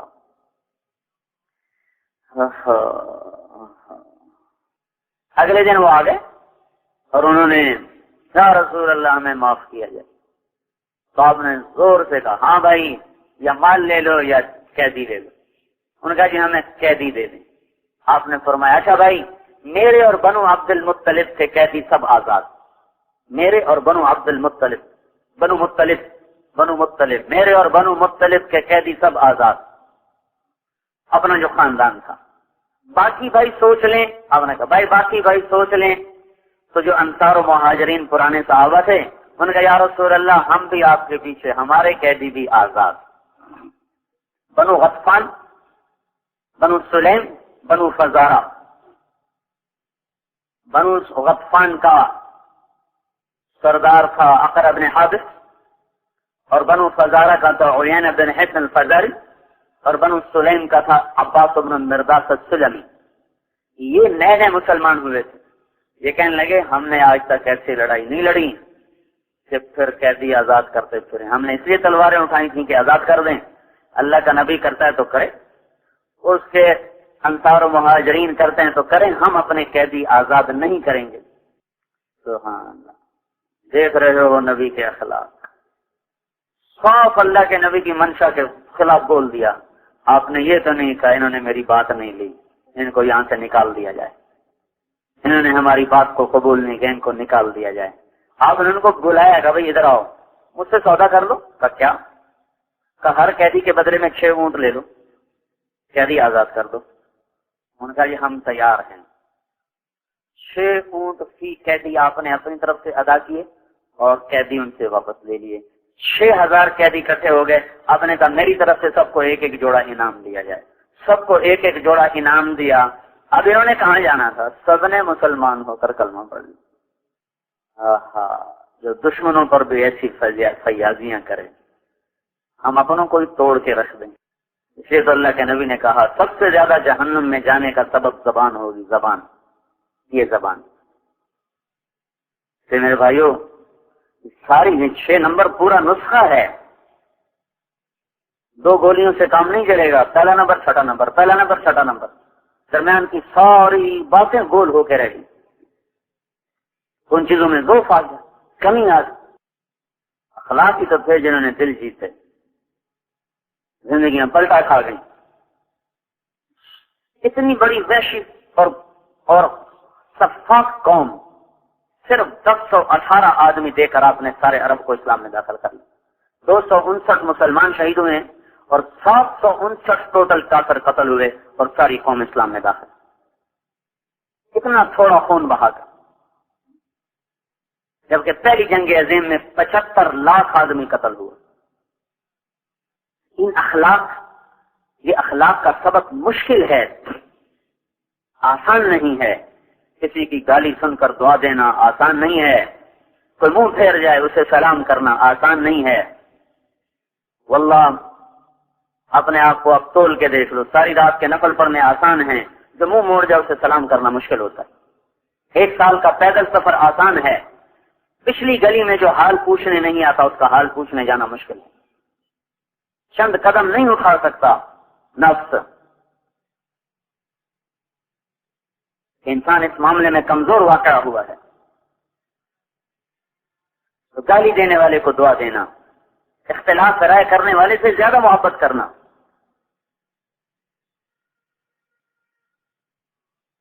زندگی کے چند ایام مولانا سعید خان صاحب کے ساتھ گزرے، اس سے پتہ چلا اخلاق ہیں کیا. اپنے اندر تو کوئی نہیں آئے، لیکن یہ پتہ چل گیا کہ اخلاق کسے کہتے ہیں. وہ فرمایا کرتے تھے جو جتنا غلط چلے اس سے اتنی زیادہ محبت کرو، جو جتنا اصول کو توڑے اس سے اتنی زیادہ محبت کرو. پھر فرمایا کرتے جو پرانوں کا احترام نہیں کرتا وہ اخلاق کی حقیقتوں کو پا ہی نہیں سکتا. کبھی فرماتے تم شرابیوں زانیوں کے لیے چادریں بچھاتے ہو، دسترخوان بچھاتے ہو، چائے لاتے ہو، بسکٹ لاتے ہو، جن کی زندگیاں تمہارے ساتھ نبھ گئیں، ذرا سے اختلاف رائے پر ان کو اٹھا کے اس طرح پھینک دیتے ہو جیسے مکھن سے بال نکال دو. تم کیا جانو اخلاق کسے کہتے. تو اس لیے بھائیو بڑا وزنی عمل ہے، بڑا وزنی عمل ہے حسن اخلاق. جنت الفردوس کے وعدے ہیں اس پر. ایسا ڈھونٹ سی لو، کسی کی نہ غیبت کرو نہ سنو، جہاں کسی کی کمی دیکھو اس کی اچھائی بیان کرو. نبی تو نبی ہوتا ہے، اس کا تو ہر بول اللہ کی منشا میں ہوتا ہے. بریرہ رضی اللہ تعالیٰ عنہ آزاد ہوئی، مغیث رضی اللہ عنہ سے نکاح ہے. لونڈی کو اختیار ہے کہ آزاد ہو کر نکاح توڑ دے یا باقی رکھے. جو ہی آزاد ہے انہوں نے نکاح توڑ دیا. بریرہ بڑی خوبصورت، مغیث بڑے بدصورت. اب بریرہ آگے آگے، مغیث پیچھے پیچھے، وہ آگے چلیں وہ پیچھے چلیں، روتے پھریں منتیں کریں بھی مجھ سے رجوع کر لے، مجھ سے دوبارہ رجوع کر لے. حضور صلی اللہ علیہ وسلم کو بھی ترس آیا. کہا دیکھو بیچارے مغیث کا کیا حال ہو گیا. تو آپ نے بریرہ کو بلایا. کہا بریرہ میری ایک رائے ہے، گزارش ہے. کیا یا رسول اللہ؟ کہا اس سے نکاح کر لو. وہ کہنے لگے یا رسول اللہ آپ کا حکم ہے؟ کیا آپ کا حکم ہے؟ کہنے لگے میرا حکم نہیں، میری رائے ہے. کہا پھر میں نہیں قبول کرتی. تو آپ نے تو بریرہ رضی اللہ تعالیٰ عنہ سے نہیں کہا، تو نے میری بات کو نہیں لیا. یہ وسعت ظرف، یہ وسعت صدر آپ نے کر کے دکھائی. جنہوں نے قتل کے منصوبے بنائے، صفوان بن امیہ تھا رضی اللہ تعالیٰ عنہ، جنہوں نے عمیر بن وہب الجمحی کو بھیجا جاؤ محمد صلی اللہ علیہ وسلم کو قتل کر کے آؤ. جب حنین کا مال آیا تو ایسے دیکھ رہے تھے کنکشن سے اس طرح، ادھر بھیڑ بکریاں بھری پڑی تھیں اور اونٹ یوں دیکھ رہے. تو آپ کی نظر پڑ گیا. آپ نے کہا صفوان یہ بڑا اچھا لگ رہا ہے؟ کہنے لگے جی ہاں. کہا تب تجھے ہدیہ. کہا اشہد انک رسول اللہ، میں گواہی دیتا ہوں تو اللہ کا رسول ہے. اتنی بڑی سخاوت سچے نبی کے سوا کوئی نہیں کر سکتا. بھائیو وسعت ظرف ہو، یہ اخلاق اپنے بچوں سے برتو، بیویوں سے برتو. ساری دنیا سے کو ہنس کے ملتے ہیں، بیویوں سے لڑ کے ملتے ہیں. ساری دنیا کے ساتھ اچھے اخلاق، بیویوں کے ساتھ بدتمیزی اور لڑائی. میں تو یہ کہتا ہوں اپنے بچوں سے بھی چوتھے نمبر کا معاملہ کرو. آج کی اولاد وہ اولاد نہیں ہے. آج کی اولاد انٹرنیٹ کے زمانے کی ہے، کیبل کے زمانے کی ہے، ڈش کے زمانے. یعنی کیا پتا باپ کسے کہتے. جب ہماری اپنی تہذیب تھی تو کچھ تھا. مجھے یاد ہے میں چھوٹا تھا جب ہمارے دادا تو میں نے 2.5 سال میں فوت ہو گئے. ان کے جو بڑے بھائی تھے چھوٹے، وہ میری عمر کو 7-8 سال تھی جب وہ فوت ہوئے. تو میرے اس دادا کے سامنے بھی، جو میرے دادا کے بھائی تھے، نہ میرا باپ ان کے سامنے ایسے آمنے سامنے بیٹھتا تھا، نہ ان کے اپنے بیٹے ان کے آمنے سامنے بیٹھتے تھے. پیٹھ پیچھے بیٹھتے تھے، پیٹھ پیچھے.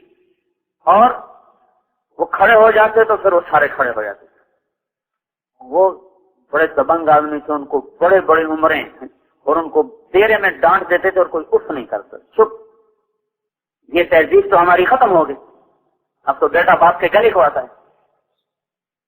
تو میرے واسطے کیتا کی، تیرا بیڑا غرق ہو جائے. باپ سے کہہ رہا تو میرے واسطے کیتا کی. تو میں کہتا چوتھا نمبر اولاد کے ساتھ بھی برتو، ان کے ساتھ بھی وہی اخلاق برتو جو باہر برت رہے ہو، تو یہ فرما بردار ہوں گے. اور بیویوں کو وہ اخلاق دو جو اوروں کو دیتے ہو، وہ فرما بردار ہوں گی. آج حکم کا زمانہ نہیں ہے.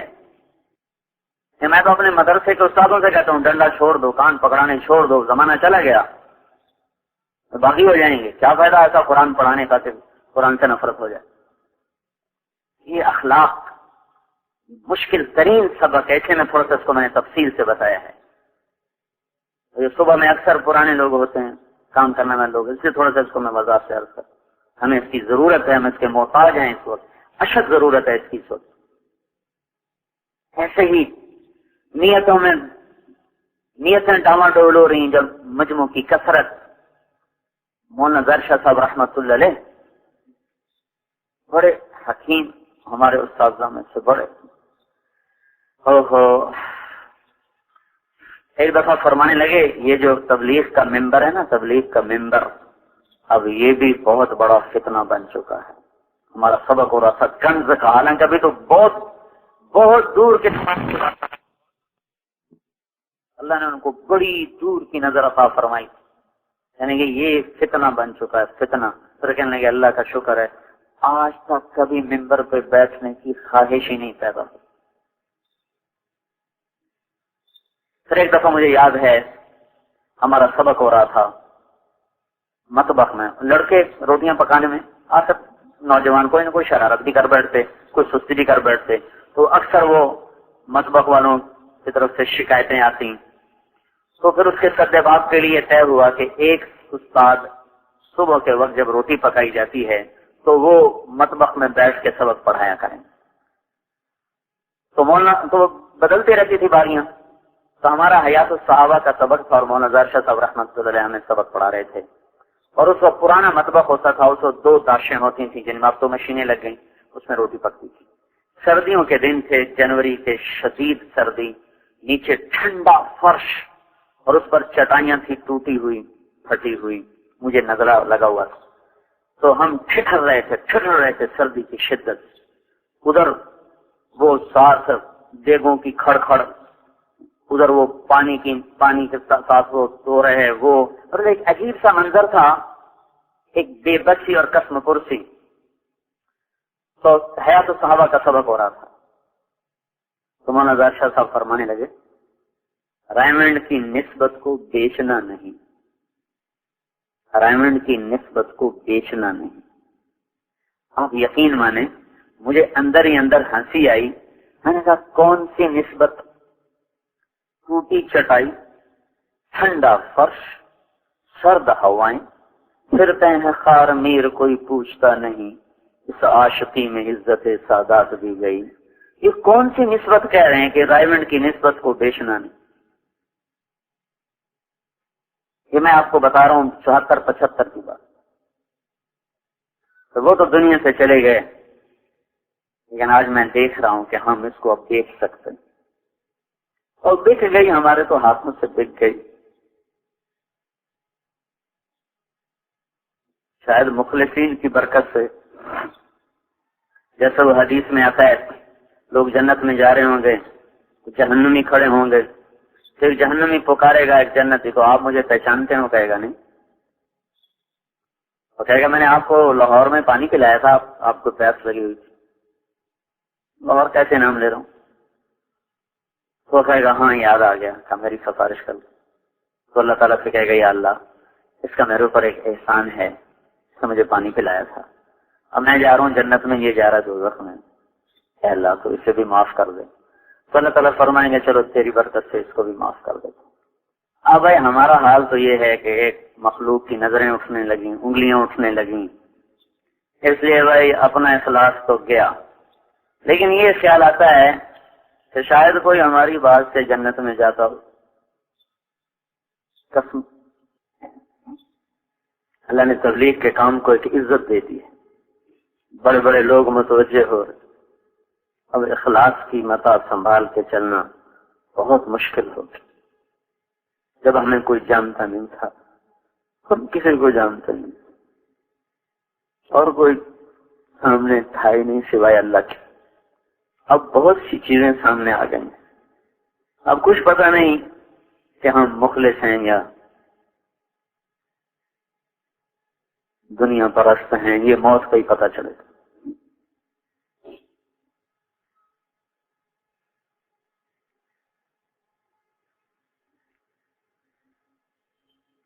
تو جب استقبال کا دور آتا ہے تو انس رضی اللہ تعالیٰ عنہ جیسی ہستی فرماتے ہیں کہ ہم نے تنگی کا دور بھگت لیا, اور اس میں ہم پاس ہو. لیکن جب ہم پہ فراخی کا دور آیا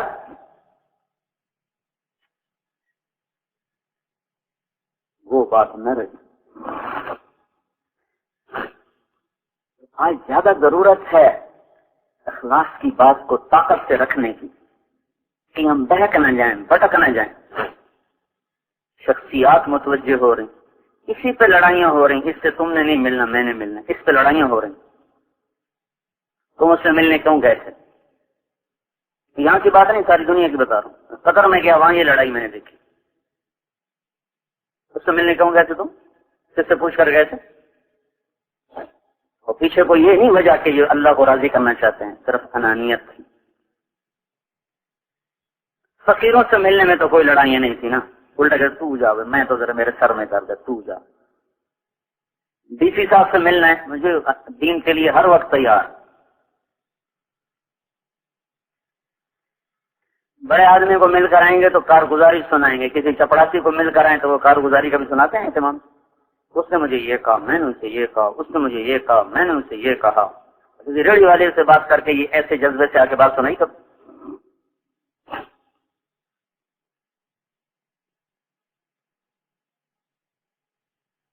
ہم تو خود خواص میں کام کر رہے ہیں نا پچھلے 15 سال سے. ہمیں تو اس راہ کے کانٹوں کا پتہ چل چکا ہے کہ یہ کیسا خاردار ہے اور کیسے اس کے اندر بغض چھپے ہوئے ہیں، نفرتیں چھپی ہوئی ہیں.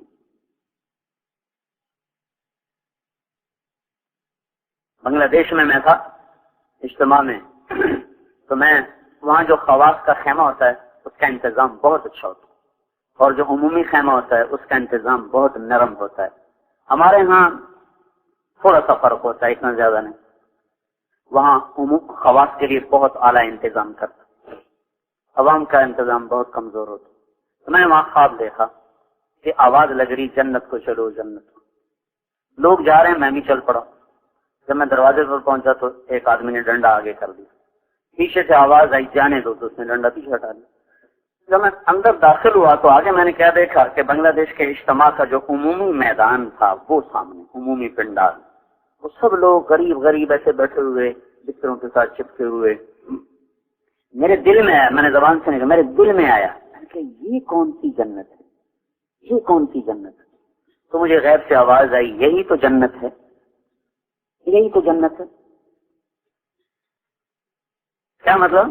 اکثر جنت کے لوگ فقیر ہوں گے، اکثر اہل الجنت فقراء، جنت کے اکثر لوگ فقیر ہوں گے. فقیروں میں چلنے پھرنے سے تواضع پیدا ہوتی، عاجزی پیدا ہوتی. بڑے لوگوں کے ساتھ اٹھنے بیٹھنے سے ملنے سے بڑائی پیدا ہوتی ہے. اور جب پیدا ہوتا ہے تکبر چپکے سے اندر آ جاتا ہے، پتہ بھی نہیں چلتا. اللہ کی کو راضی کرنے کا ہر وقت جب کہ ہمارا 5واں نمبر ہے تصحیح نیت. تصحیح نیت یہ باب تفعیل ہے جو تکرار کا تقاضا کرتا ہے. ہر وقت اپنی نیت کو ٹھیک کرتے رہنا، ہر وقت اپنی نیت کو ٹھیک کرتے رہنا. کبھی کسی وقت بھی اپنی نیت پہ اعتماد نہ ہو کہ میں تو بڑا مخلص آدمی. نافق حنظلہ، نافق حنظلہ، حنظلہ منافق ہو گیا، منافق ہو گیا. حنظلہ جیسا آدمی کہہ رہا حنظلہ منافق ہو گیا.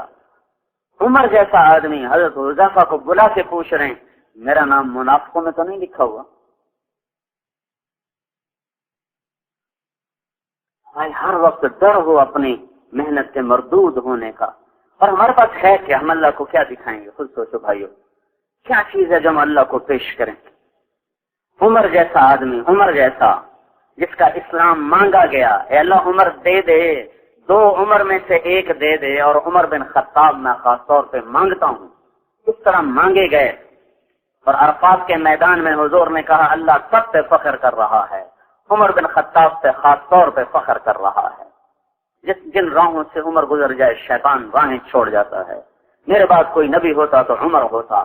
عمر میں نے جنت میں محل دیکھا، میں نے پوچھا کس کا ہے؟ کہا گیا قریشی کا ہے. میں سمجھا میرا ہے. میں جانے لگا تو کہا گیا عمر بن خطاب کا ہے.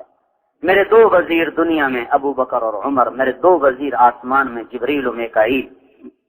ایسی ہستی 22 لاکھ مربع میل میں اسلام پھیلا.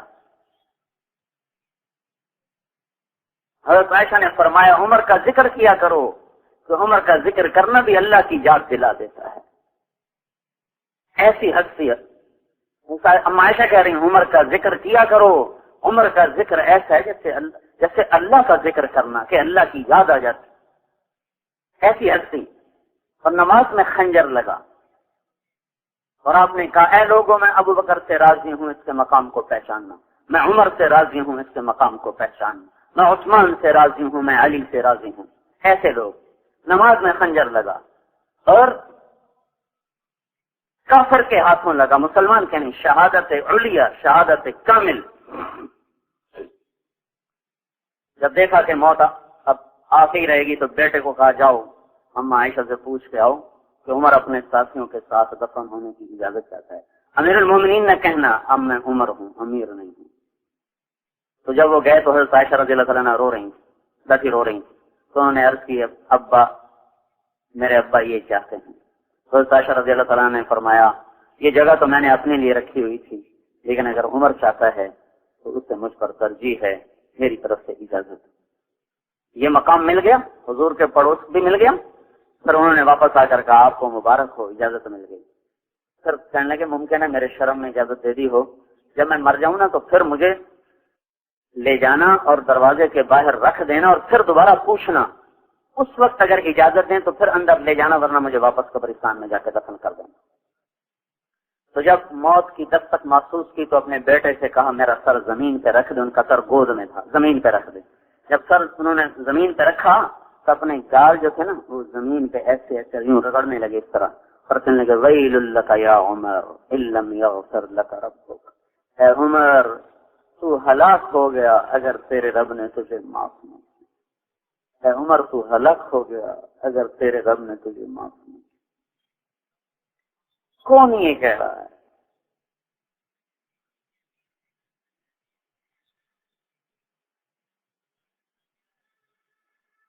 اے عمر تو ہلاک ہو اگر تیرے رب نے تجھے معاف نہ کیا۔ اور یہ ہمارے نوجوان کہہ رہے ہیں جنت تو اس راستے کی گری پڑی چیز ہے، میں نے خود ان کانوں سے سنا، جنت تو اس راستے کی گری پڑی چیز ہے، اللہ کے واسطے ہوش میں آؤ، کیا واہیات بول رہے ہو؟ جنت تو اس راستے کی گری پڑی چیز،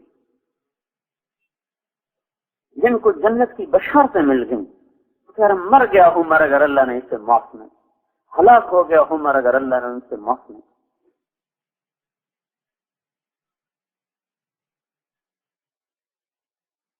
اتنی ضرورت ہے نیت کو سنبھالنے۔ جنازہ اٹھایا گیا، صہیب رومی نے جنازہ پڑھایا اور لا کر عبداللہ ابن عمر نے دروازے کے سامنے رکھ دیا، پھر جا کے دروازے پہ دستک دی، وقام یان یا ام المؤمنین ان ابی بالباب، اما جان میرے باپ دروازے پہ حاضر ہیں۔ تو یہ کیا لیے کرتے ہیں تبلیغ والے؟ محبتیں برباد ہو گئی، نیتیں برباد ہو گئی، علم ویسے کوئی نہیں، نمازیں ویسے بے دھیان کی، یقین ویسے پارا پارا، وہ جنت اس راستے کی گری پڑی۔ کیا کہہ رہے ہیں پتہ نہیں۔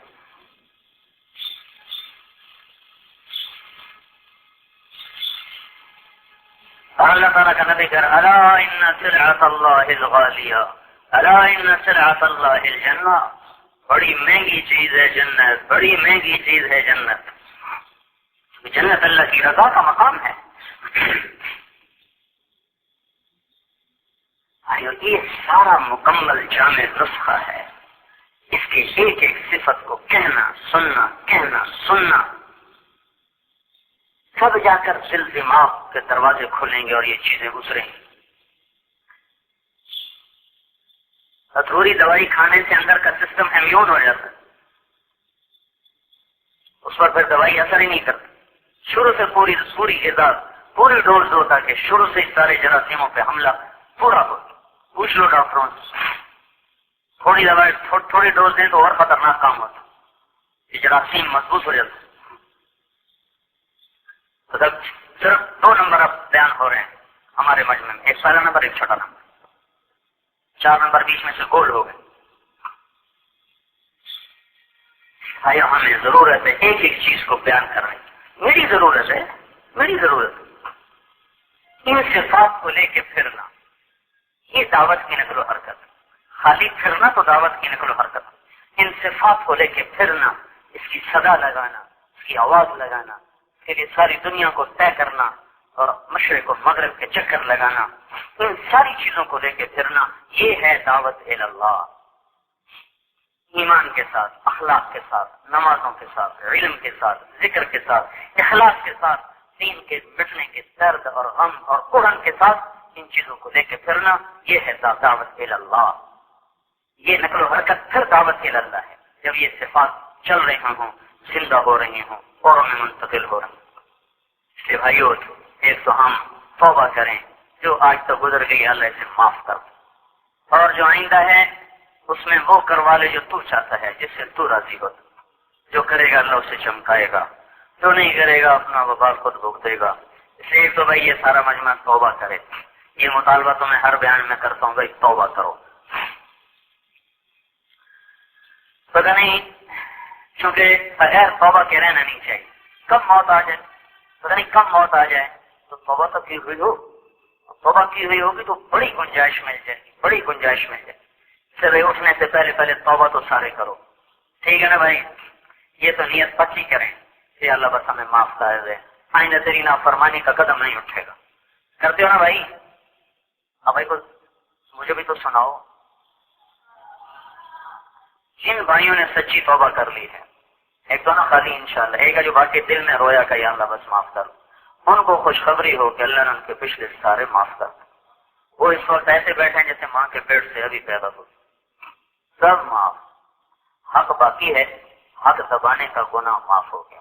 ایک حق اللہ کا ہے، نماز ہے، روزہ ہے، زکات. تو جو نماز نہیں پڑھی، زکات نہیں دی، روزہ نہیں رکھا، اس کا جو جرم تھا وہ معاف ہو گیا. اب نماز کی قضا باقی رہے گی، روزے کی قضا باقی رہے گی، زکات کی قضا باقی رہے گی. جن لوگوں کے حقوق دبا لیے تھے وہ حق دبانے کا گناہ فوراً معاف. اب حق کی ادائیگی باقی رہے گی، کسی طرح طے کر کے ادا کرنا شروع کر دو، اللہ وہ حق بھی ختم کر دے. اور اگر توبہ کے بعد ادا کرنے کی کوشش کے باوجود بھی ادا نہ کر سکا، پھر اللہ کے خزانوں سے امید ہے، اللہ کے فضل سے امید ہے کہ اللہ اپنے